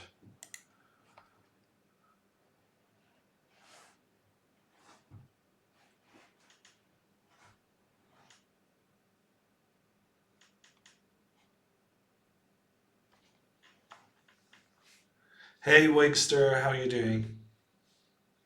Nils got the win in Banter Blitz. Well done, Nils. How far into the competition is he now? Was he playing some Azeri kid?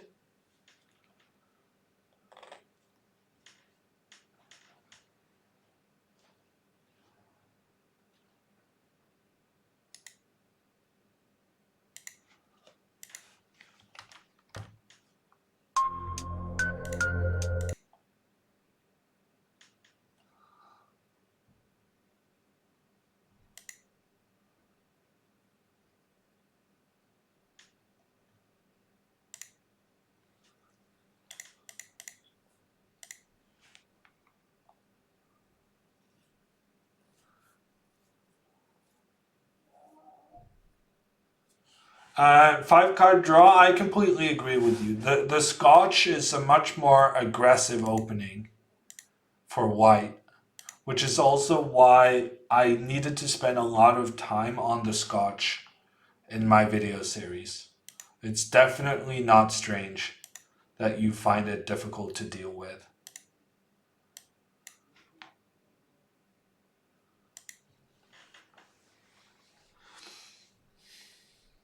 What kind of music do I prefer? I'm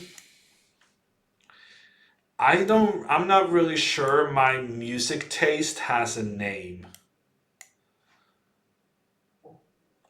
But I can tell you some of my favorite artists is Shania Twain.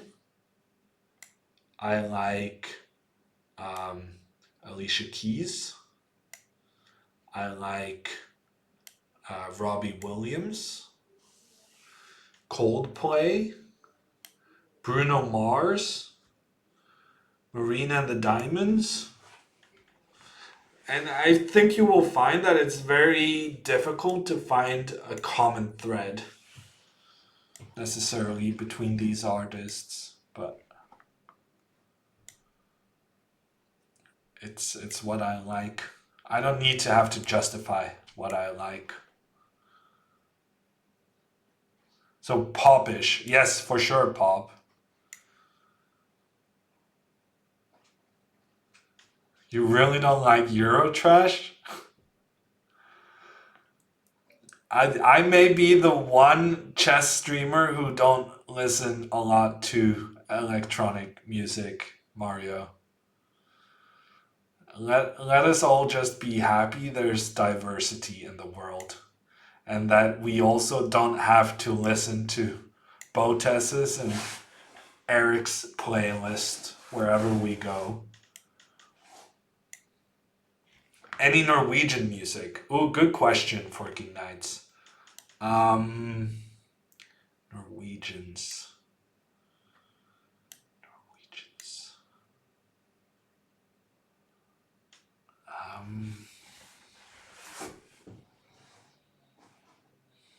I was a big fan of Take On Me as a kid.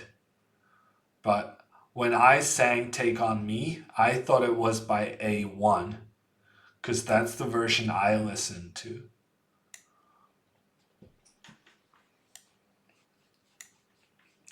But to be fair, A1 did have one Norwegian member, so it was like semi-Norwegian anyway. I didn't know the origin story.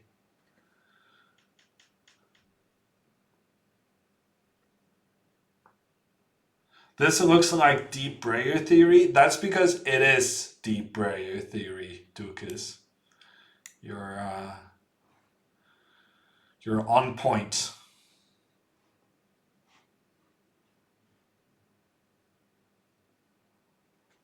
That don't impress me much. Did you see the stream bait, man? I feel like you wouldn't have mentioned that specifically if you hadn't seen the stream. I was visiting Alexandra in New York and we sang some Shania Twain. Good times.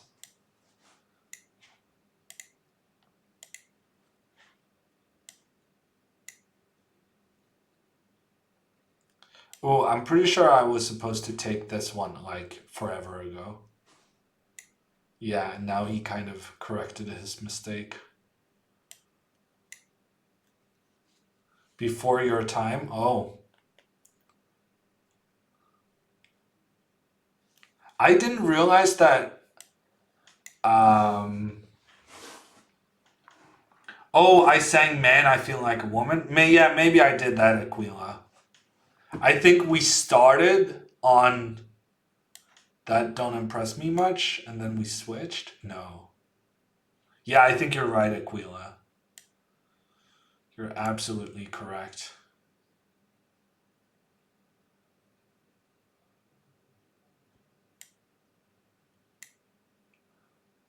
So, I'm supposed to win this, I'm pretty sure. I just gotta figure out how. I need to activate this bishop somehow. Which is easier said than done. I guess we'll start just moving it around a little. It's not like he can move any of his pieces. Black looks passive but solid. Yeah, but then he's going to do something rash. Like that.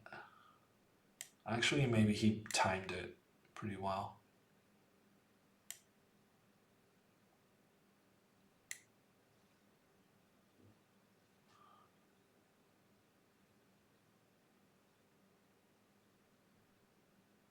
Here's still the one. Thank you, 5-card draw. And while I realized that's a Shania reference, I will mention that She's the One by Robbie is similar and also great.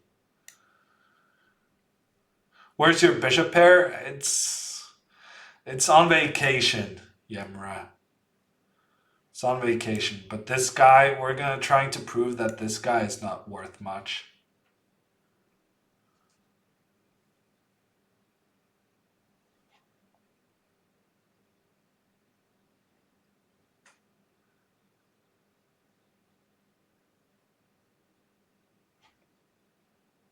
You can only hear Man, I Feel Like Woman in Hammer's voice now.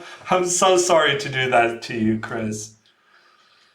I apologize. Okay, that was a bit of a blunder.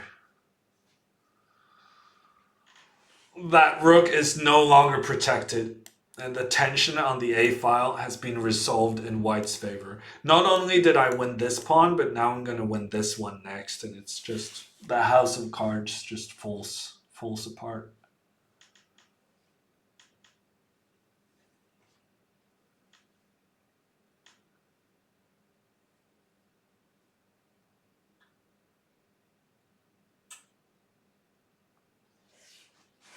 Yeah, good fight, Power of the Knights. I think you played that really well. I think it was very, I mean, I thought I was doing fine, but it was unclear how to break through. I want to mention that I think this G5 move is a big mistake. I think you need to kind of keep as much control of the light squares as you can. And now, when I played knight h2, my plan was to put the bishop on f5 afterwards, which would not have been an option had you not played g5. So always be careful about moving your pawns forward, and especially when you leave weaknesses like the f5 square.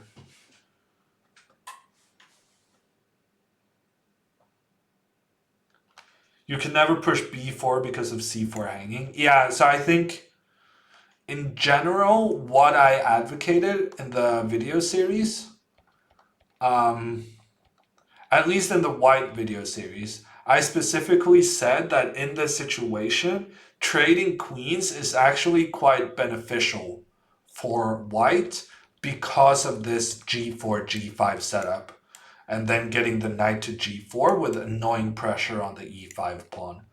So I think what I was saying in the white series is that black should avoid the queen trade if possible. So if you do something like queen d6 and then rook b8 and then bishop c8 and bishop d7, if you manage to maneuver your pieces like this, then I think then you can start pushing white back. So here the bishop is much better placed on d7 than it is on b7, because here it's being blocked by white's pawn in the center, whereas on d7 it's both protecting over here but also potentially involved in some attack against white's king. You avoided the trade of queens. Your queen is protecting and blocking and doing a lot of stuff. And yeah, in general, I've really doing the black video series. I was a pretty big fan of this rook b8 and bishop maneuver idea in general for black.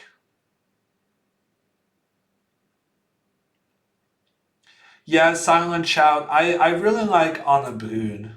I really like one of the Madrugada hits. I forget its name though.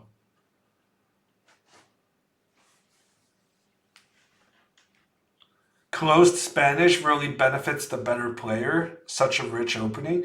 I think that's true to some extent, Dukes, but I want to say that it it benefits the player most knowledgeable about the plans in the position. And very often that is the better player, but not always. And I think, for instance, Power of the Knight, if he had been facing a 2300 player, that player might not be as knowledgeable about the plans as I am. And then Power of the Knights, I feel like with the standard of play he showed in this game, um, would have been in a position to strike well above his weight.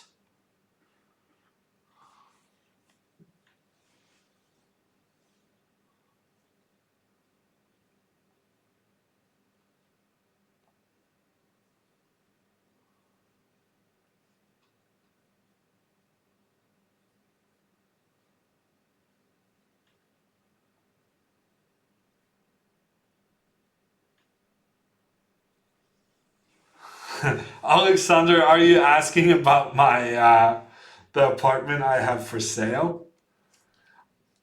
In my current apartment, I have a clothes washing machine. Um, in the bathroom. Steve Eyes, I'm glad you're reporting the number of hammers you have, because I think the prices of hammers are going up. A lot of people have gotten a lot of hammers over time, and I think the central bank may see it fit to increase the prices to account for the inflation in the system. Who's your favorite Russian current player? I don't know, Tickle. I would say I admire Kramnik's games, but he kind of retired. And if I have to say someone other than Kramnik, I would say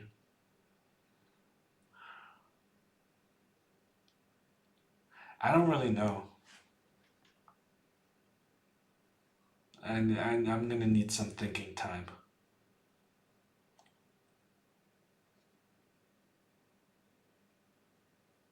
Why are you gonna move? I already moved 5 card draw. Um, I'm just, you know, something new. Sometimes you gotta have a change of scenery.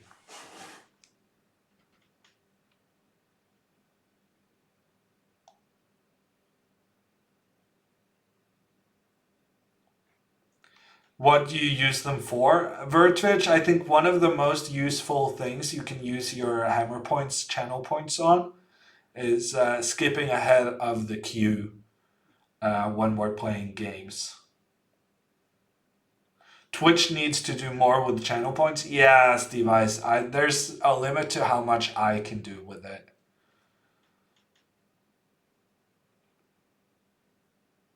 You should expand the available purchasing options. Do you have any suggestions, Mario? New city? No, I'm still in Oslo. 5 card draw. I already moved. Nothing is changing for me. I'm just selling the apartment I moved away from. You considering for chess play or the personality? I think mostly chess play. Silent shout.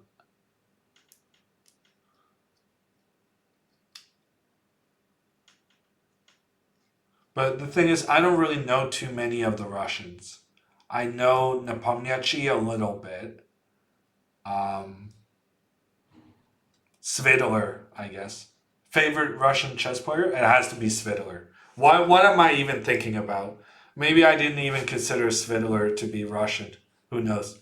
Svidler is my favorite. That's my final answer. And shame on all of you guys not even mentioning Svidler once in chat while talking about this.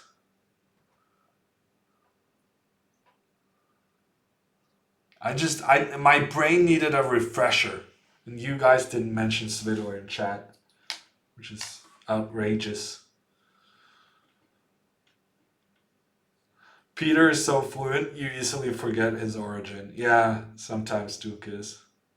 Clearly a big oversight. Yeah, but I got there in the end, Forking. I said I needed some thinking time, and I spent my time wisely and came to the correct answer in the end. What's Hammer's favorite place? Fiddler on the Roof.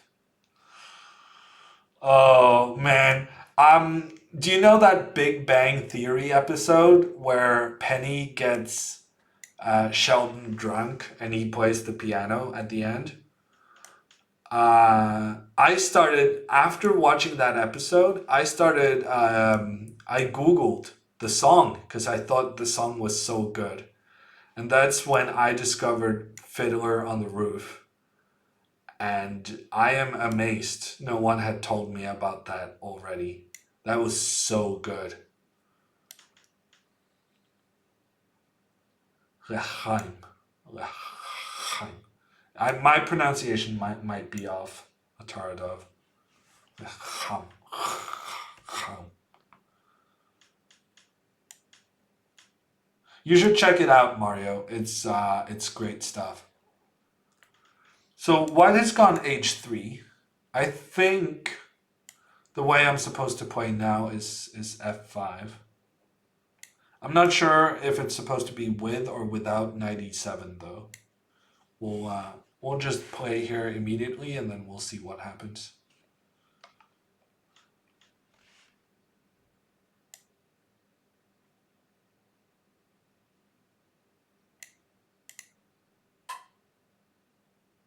Next, what I would do in ChessBase is just copy it into different kind of games. So you just have the same game with all the commentary in a PGN. And then you start deleting stuff. So once you saved the same opening file, like yeah, however many times you feel is necessary, then you can start deleting, making it more kind of narrow down the moves. That's how I do it anyway.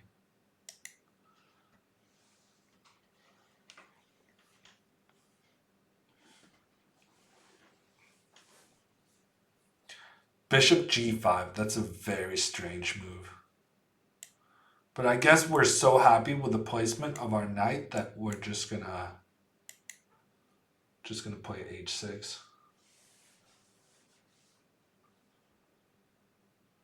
I'm very happy with my position here. I have the bishop pair, I have this knight on e4, which is doing a great job. And also we have the bishop exerting some pressure in towards white's center. I think black is just clearly better here.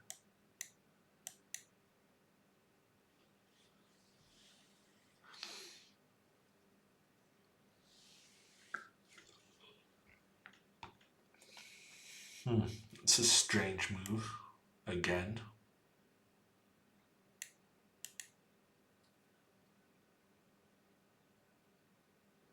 Now this pawn is super weak. I think I can just take it. There's just no way to defend it.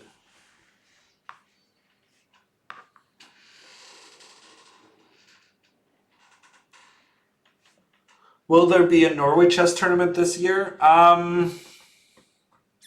It's a good question. I don't know what to tell you. It's a good question.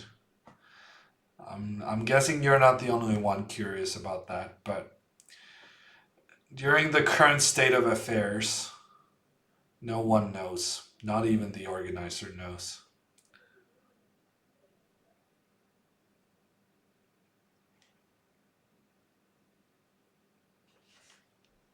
I suspect it's going to be cancelled. Random name. I don't think they're going to be able to find an available slot on the tournament schedule. So I think it's just going to end up being cancelled for this year. That would be my guess.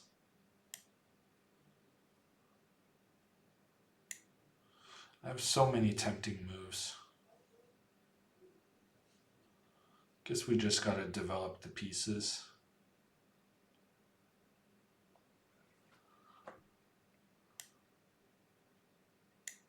Let's go bishop e6. Then if rook d1, then I'm gonna go rook f5.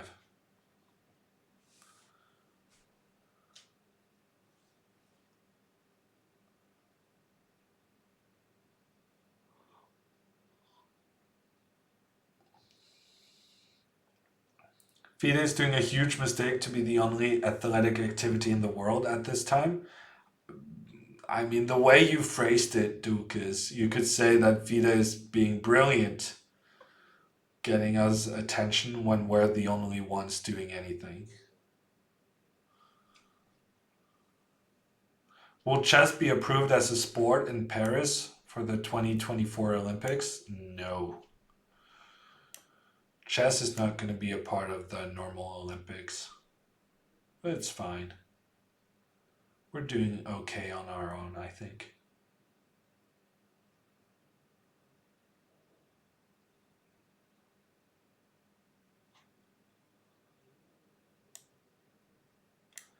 Magnus's next tournament is scheduled to be the Grenke Chess Classic.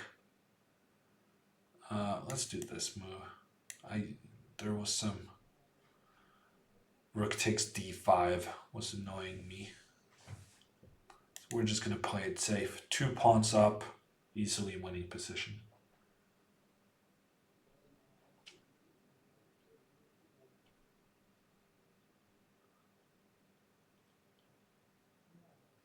How long before any esports will be part of the Olympics? I don't think esports will ever be a part of the Olympics, Avalanche. But I do think that esports might come together to create their own event.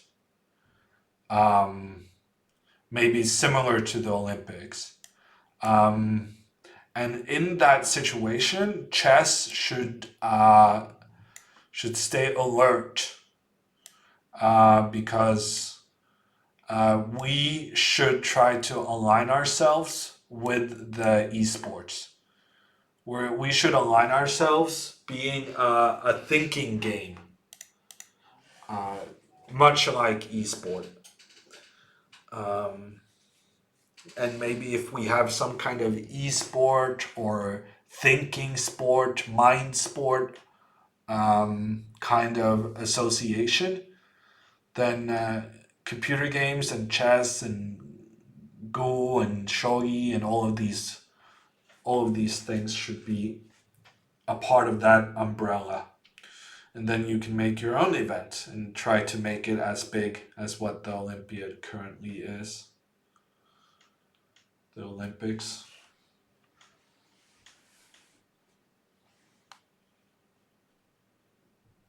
Yes, device. I think I'm saying something very similar to what you're saying. Yeah, Mr. Burns, there's already the World Mind Games, but they're, amongst other things, they're not including computer computer games, which I think is the direction you would want to go in. Also, it needs to be better than the current World Mind Sport games. That event, it worked, but it didn't become big enough. You might want to restart.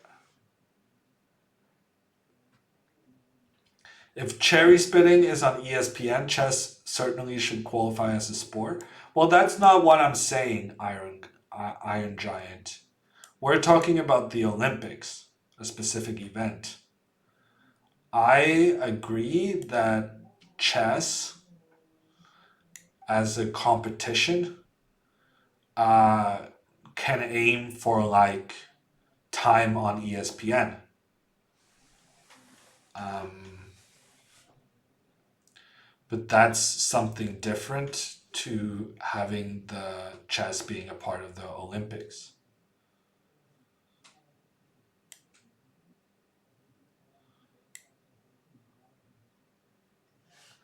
Audio Man, no, I'm not having like a set date for commentating on the candidates, but I might stop by the broadcast one of the upcoming days.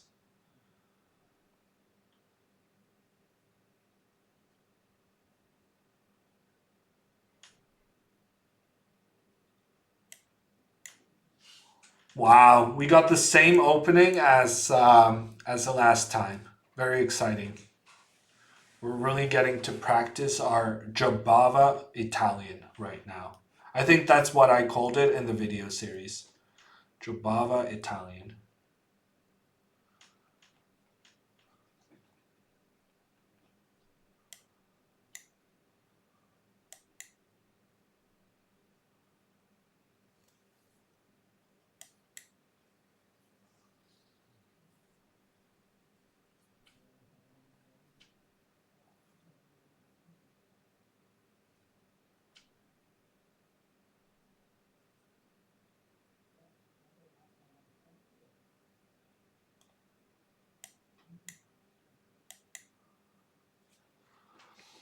No random name. I think this is still slightly better for white. But I think my queen e8 move is an interesting way of going into an endgame where black has the king in the center, yes, but we have the bishop pair, amongst other things.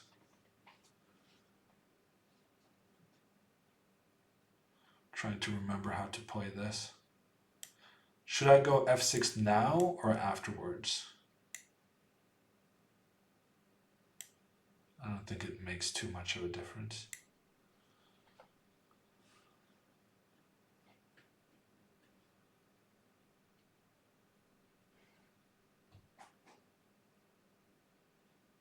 Never play f6. This might be one of the exceptions, Stephen.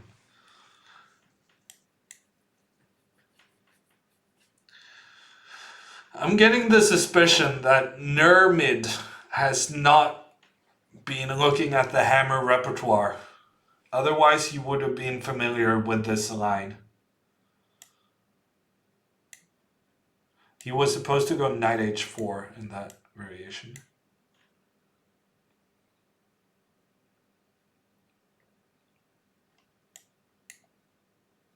And now we have the bishop pair with the black pieces, and we're about to win this pawn on g7. Big success in the opening, I would say.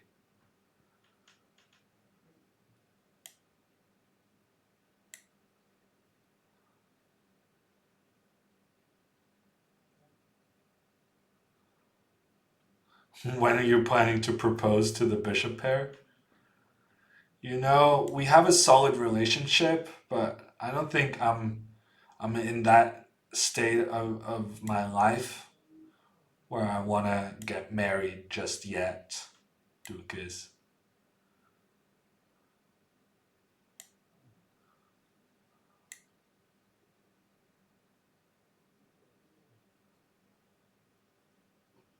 Aquila, how do you think it makes a difference whether you can play it for blitz players or classical players? A good opening is a good opening regardless, right?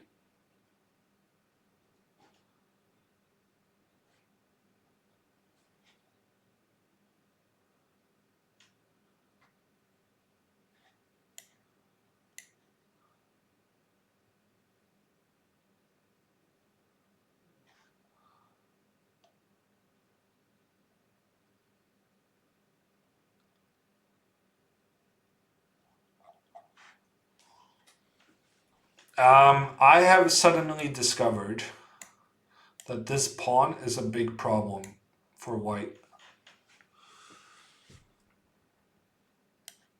That was easy. See what happens when you have the bishop pair? Just suddenly you discover that you can just win the game in one move. Good openings are boring. Yeah, well, I don't know what to say, Aquila. Good openings are good. That's my story and I'm sticking to it.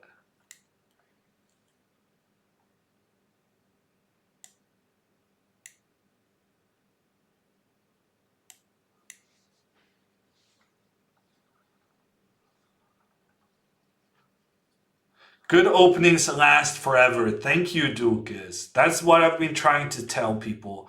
That's also kind of what I wrote in the introduction to my repertoire. I want this to be a repertoire that lasts you a lifetime.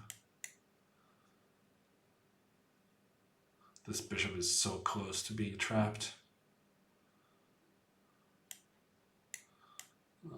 But somehow we're still not succeeding in trapping it. Although that was a really helpful move.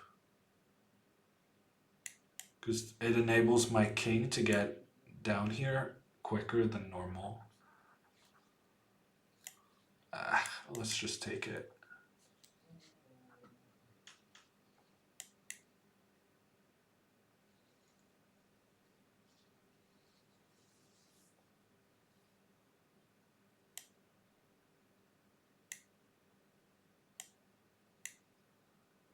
I'm kind of just assuming that this is winning somehow. Very on point considering Anish's recent game, where he managed to win with a pawn up in a knight endgame. King d6 was not a great move, but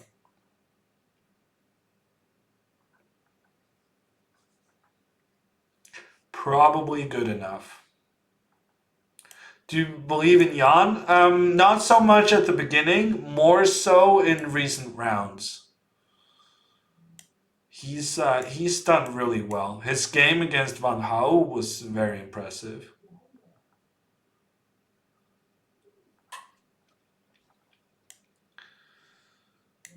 Isn't this one in trouble? Let's see. Let's go here. And then let's go back where we came from. He's going to maneuver the knight to e4, probably. Yeah, I did not play this very well.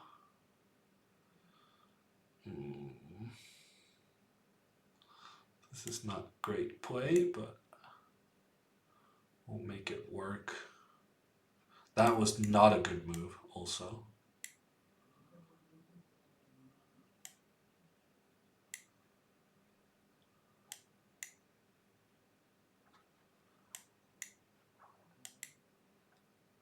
Yeah, we got it under control.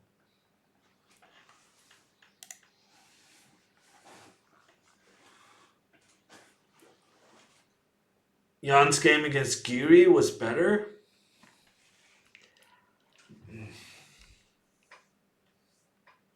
I don't even remember that game, Avalanche.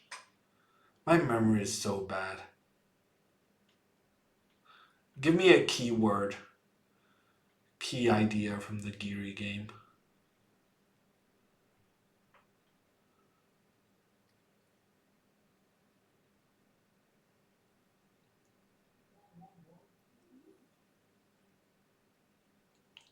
B4 queen versus rook.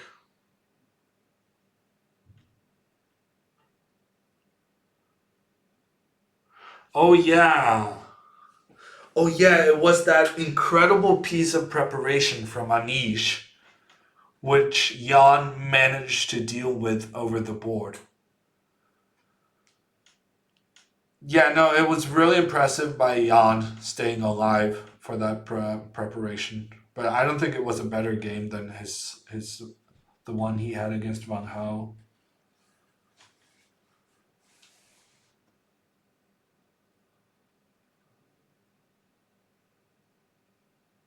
But yeah, he had really good technique to win that endgame. He was very attentive to the fortresses that could have arisen.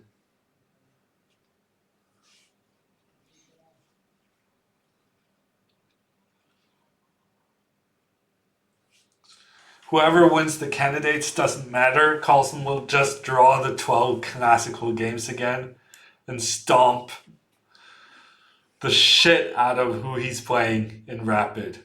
That I can guarantee you, Cactu, is not going to be the case.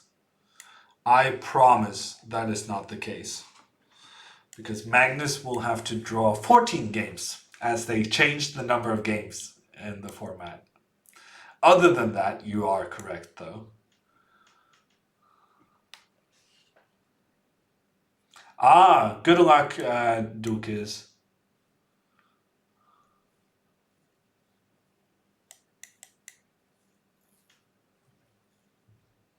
Oh, I misplayed this. I was supposed to capture this bishop. I'm so used to these London players just moving the bishop back that I get confused.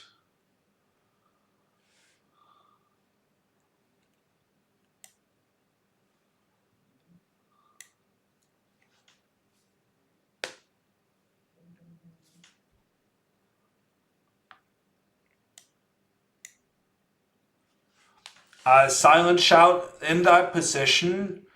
Number one, the computer underestimates Black's chances. And also he put so much pressure on Ding to find like really difficult moves just to stay alive. And he made a new move really early on and kept playing quickly far beyond the new move he introduced. So I think that was definitely something I take into consideration when I say Fabiano's preparation this tournament has been extremely good.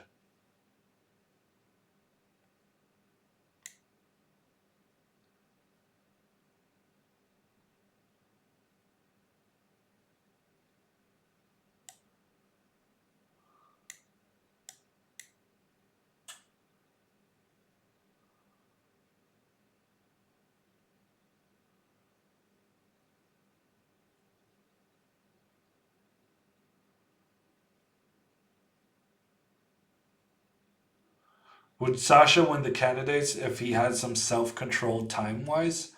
Um, no, I don't think so. I don't know. I know Magnus has a lot of respect for Gristruk, but I feel like he's always been up there, but he's never been like the one winning these events.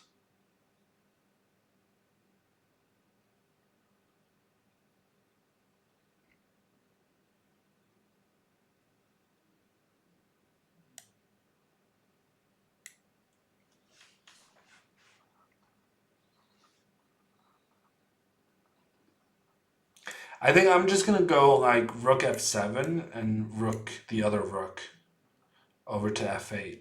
So I'm just gonna kind of consolidate on the king side, and then I will look at my chances to do something on the queen side.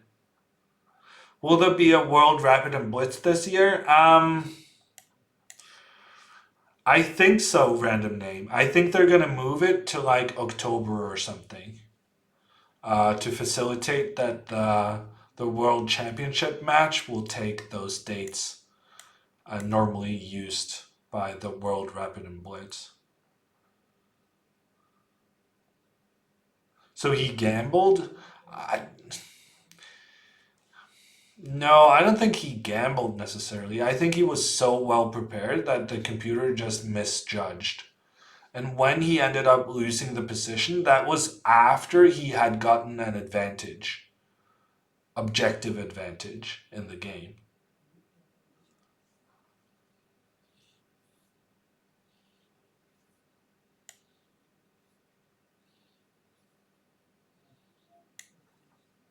I didn't miss. I misplayed this a little bit. Yeah, I didn't really want to allow c4, but I was starting to question myself, question my decisions. g4, wow, that's very aggressive.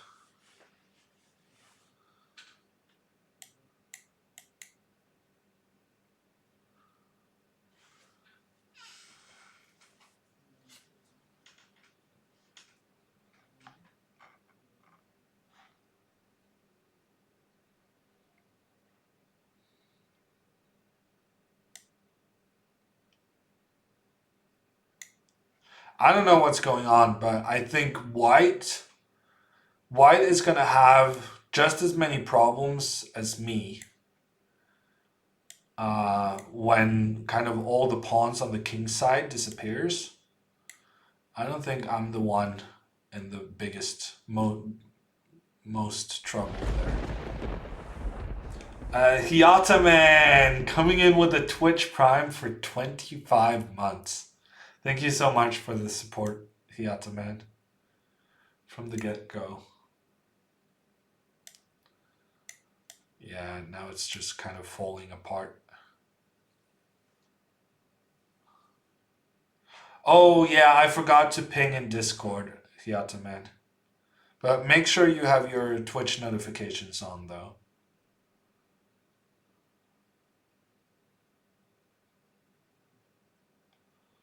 Okay, good decision there, because now he has d5.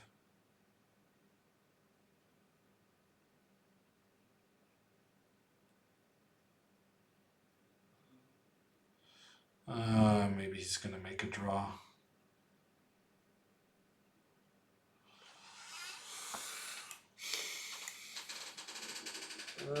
There's not really much I can do, I think.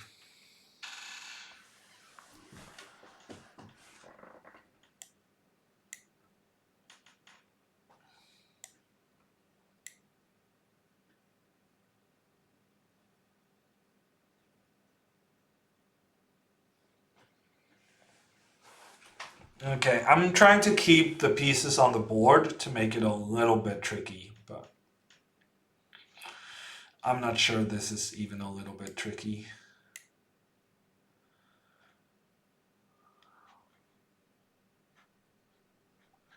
Yeah, good decision. Getting the king out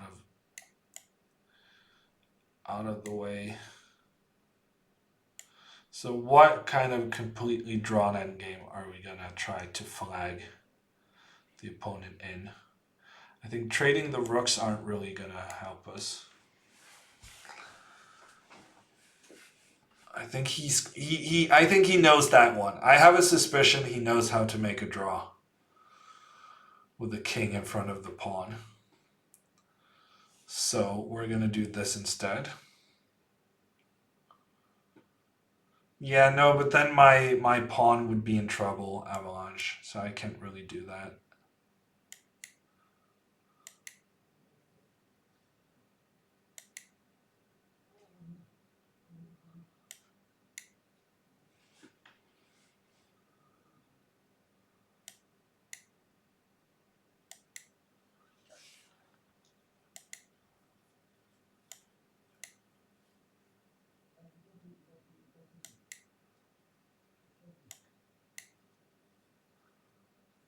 I made a silly mistake going with a pawn to d4. I shouldn't have done that unless he forced me to.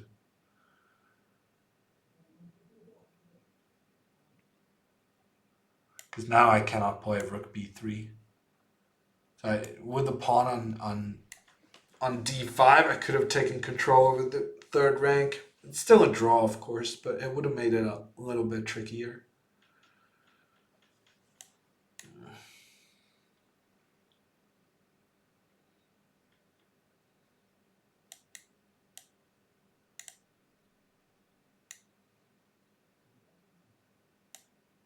Yeah, I'm not even threatening. Whatever.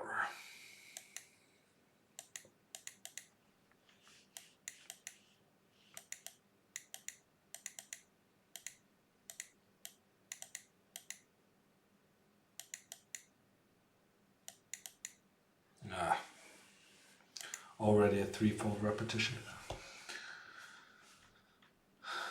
Wow, Hyataman, really? A fax? That sounds very American. C3 was a mouse slip? Okay, that explains it, Dukas. You weren't trying to play a London. I thought it was a bit strange. But on the other hand, a London is so popular, so it wasn't that strange. I respect myself. Apparently not enough to kind of do something other than the London once the situation had arisen, though. Hey, bruh. How are you doing?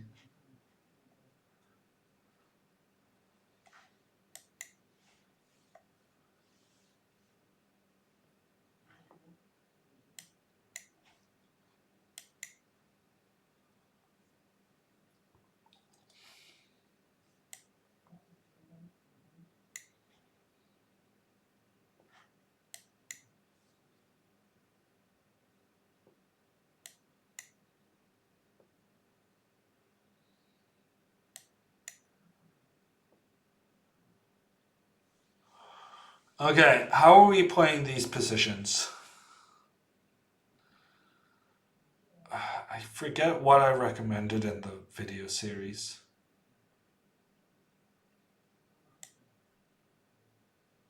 A3? I feel like Fabiano did something like bishop d3. Just one in style. Let's do a3 and bishop d3, I think.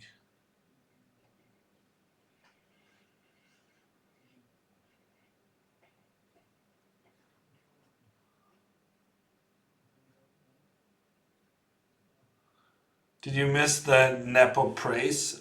We have been praising him a little bit, yeah. He's played 2 good games in a row now, taking down both the Chinese guys. And next game is going to be super interesting, Hyataman, because it's the number 1 placed Nepomniachtchi against the number 2 placed Maxim. So that's an optimal pairing for us.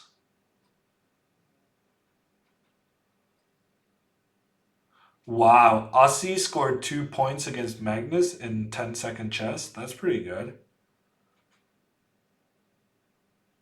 To be fair, it's a bit of a joke format, but you know.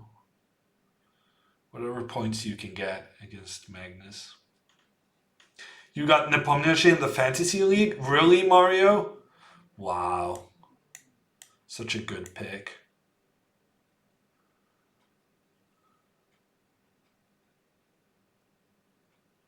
Oh, am I getting devastated by stuff?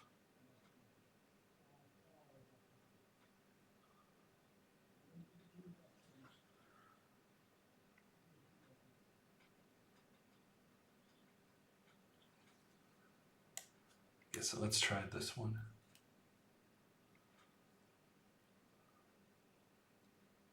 Oh, you've gone for Giri generally. Okay, yeah, that makes sense. Me too. Also a problem for my fantasy team. But Giri has been looking up the last 2 rounds. He beat Alexenko now, and he was doing good against Fabiano. Maybe he can have a bit of a resurgence.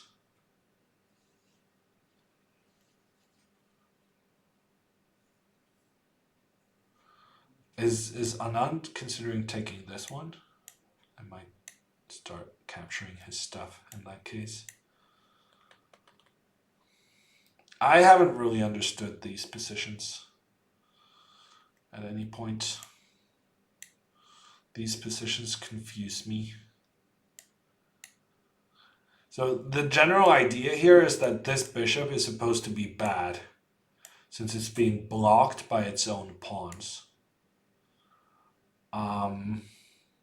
But then you have the Hammer school of thought, that bishops are always better than knights, and that maybe this bishop can be resurrected over here somehow.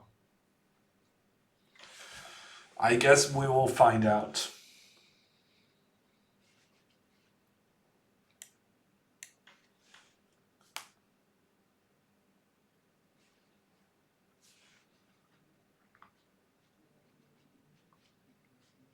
Okay, so the knight is coming to e4, that's fine. We're probably going to have to live with that.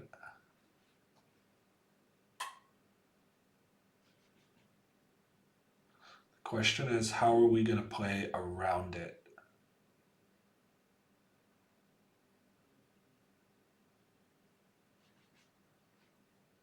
I guess we're going to go g4 at some point. Might as well do it now. Is Nepo white or black? I don't actually know, Avalanche. But Nepo has had white 2 games in a row.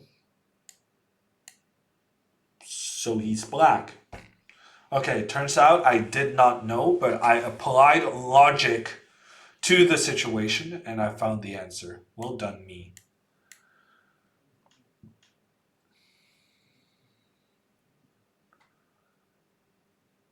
Okay, I really thought I could play knight takes d5 on the next move. I'm starting to doubt whether that's possible due to like bishop c8 or something, which would be pretty bad. But at least we got our opponent thinking.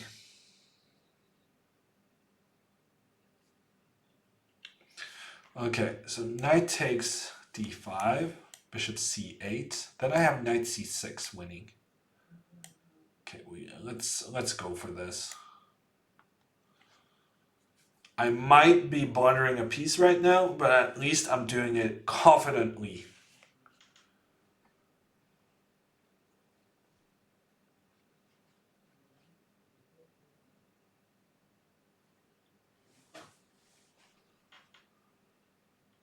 If bishop b5, I was thinking c4. Then he can just take on c4.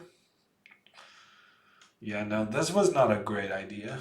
But it worked out. Sometimes it works out just because our opponent is not as good as we are.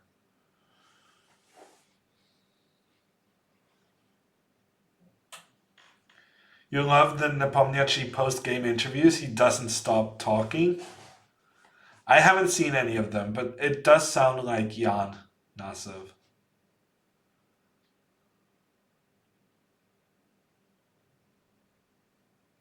Your confidently sounded more like confidently.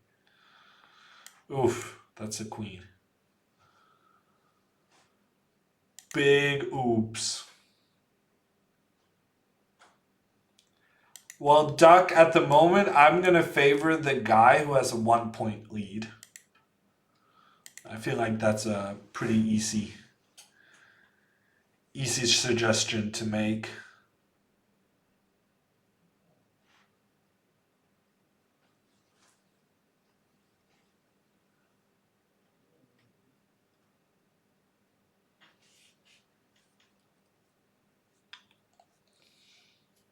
Okay, this might actually be my last game of the day.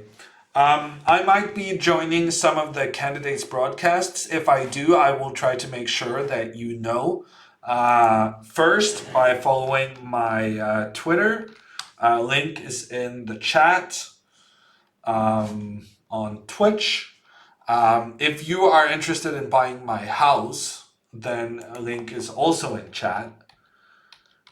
It's Fixer Upper, as it's called in English.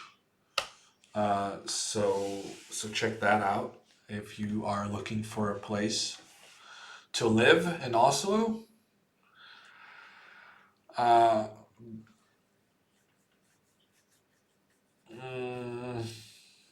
We need a move here from the armchair grandmaster, because if not, this is not going to be our last game. We're going to start another one after.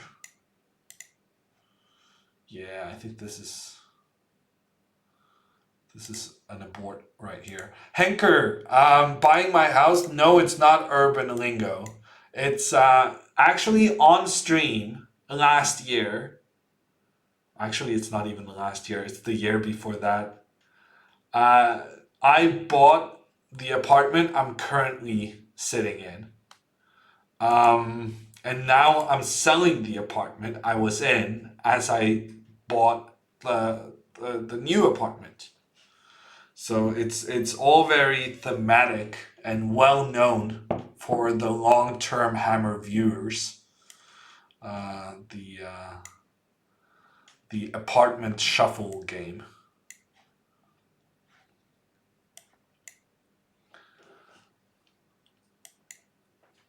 Did we play this guy already? Did I make a mistake?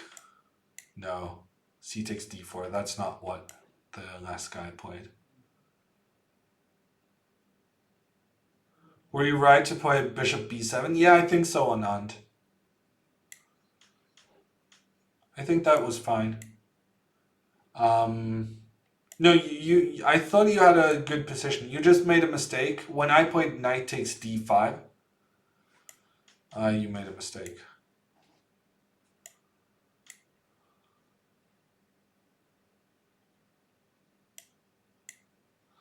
Okay, and yeah, I'm also making mistakes. If I already played De Vikinger.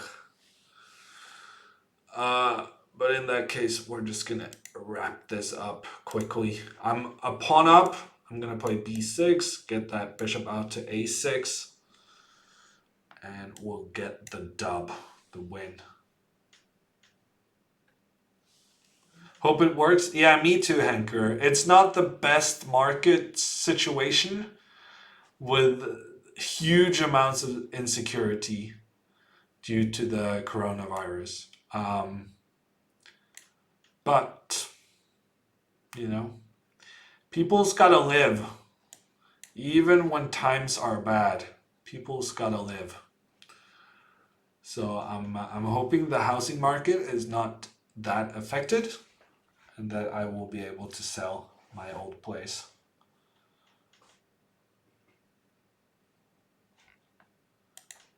Came for the chess, stayed for the reality content. That's good, Riata, man. You know what's important. Don't forget Discord. Oh yeah, that's true, Aquila. Also, you can join my Discord channel, where Aquila posts alerts whenever I start streaming. I know I'm supposed to, but I don't always remember to. I feel like a lot of pieces got removed from this board without my permission. Feels bad. And also I think this is like an amazing move. Potentially. For black.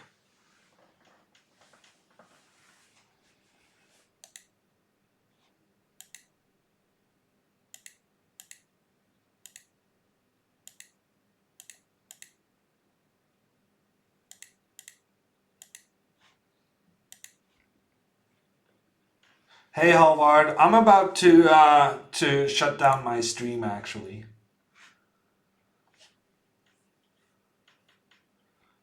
That looks like a free night to me.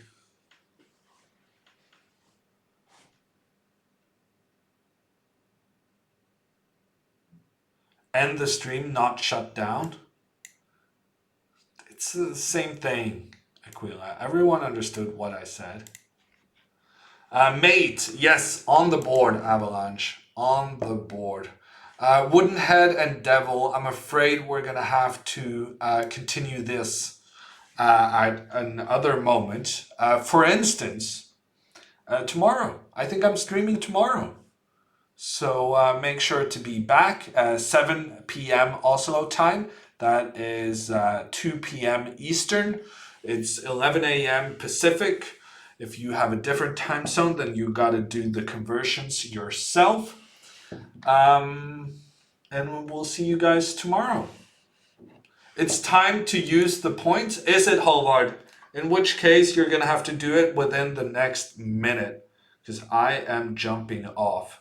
So you better jump on if you're going to do that.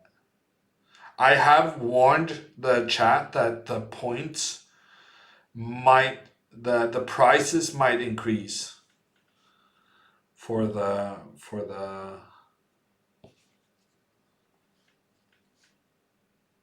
redemptions. Okay, I don't see Halvard. Wow, Snakey redeemed. Wow, Snakey knows that you gotta make sure to get your points in there, especially when it's being announced that the prices may go up. He took the moment, and we're rating Nicola. Thank you everyone for watching. I'll be back tomorrow. Have a nice evening. And make sure to use your hammer emotes when rating.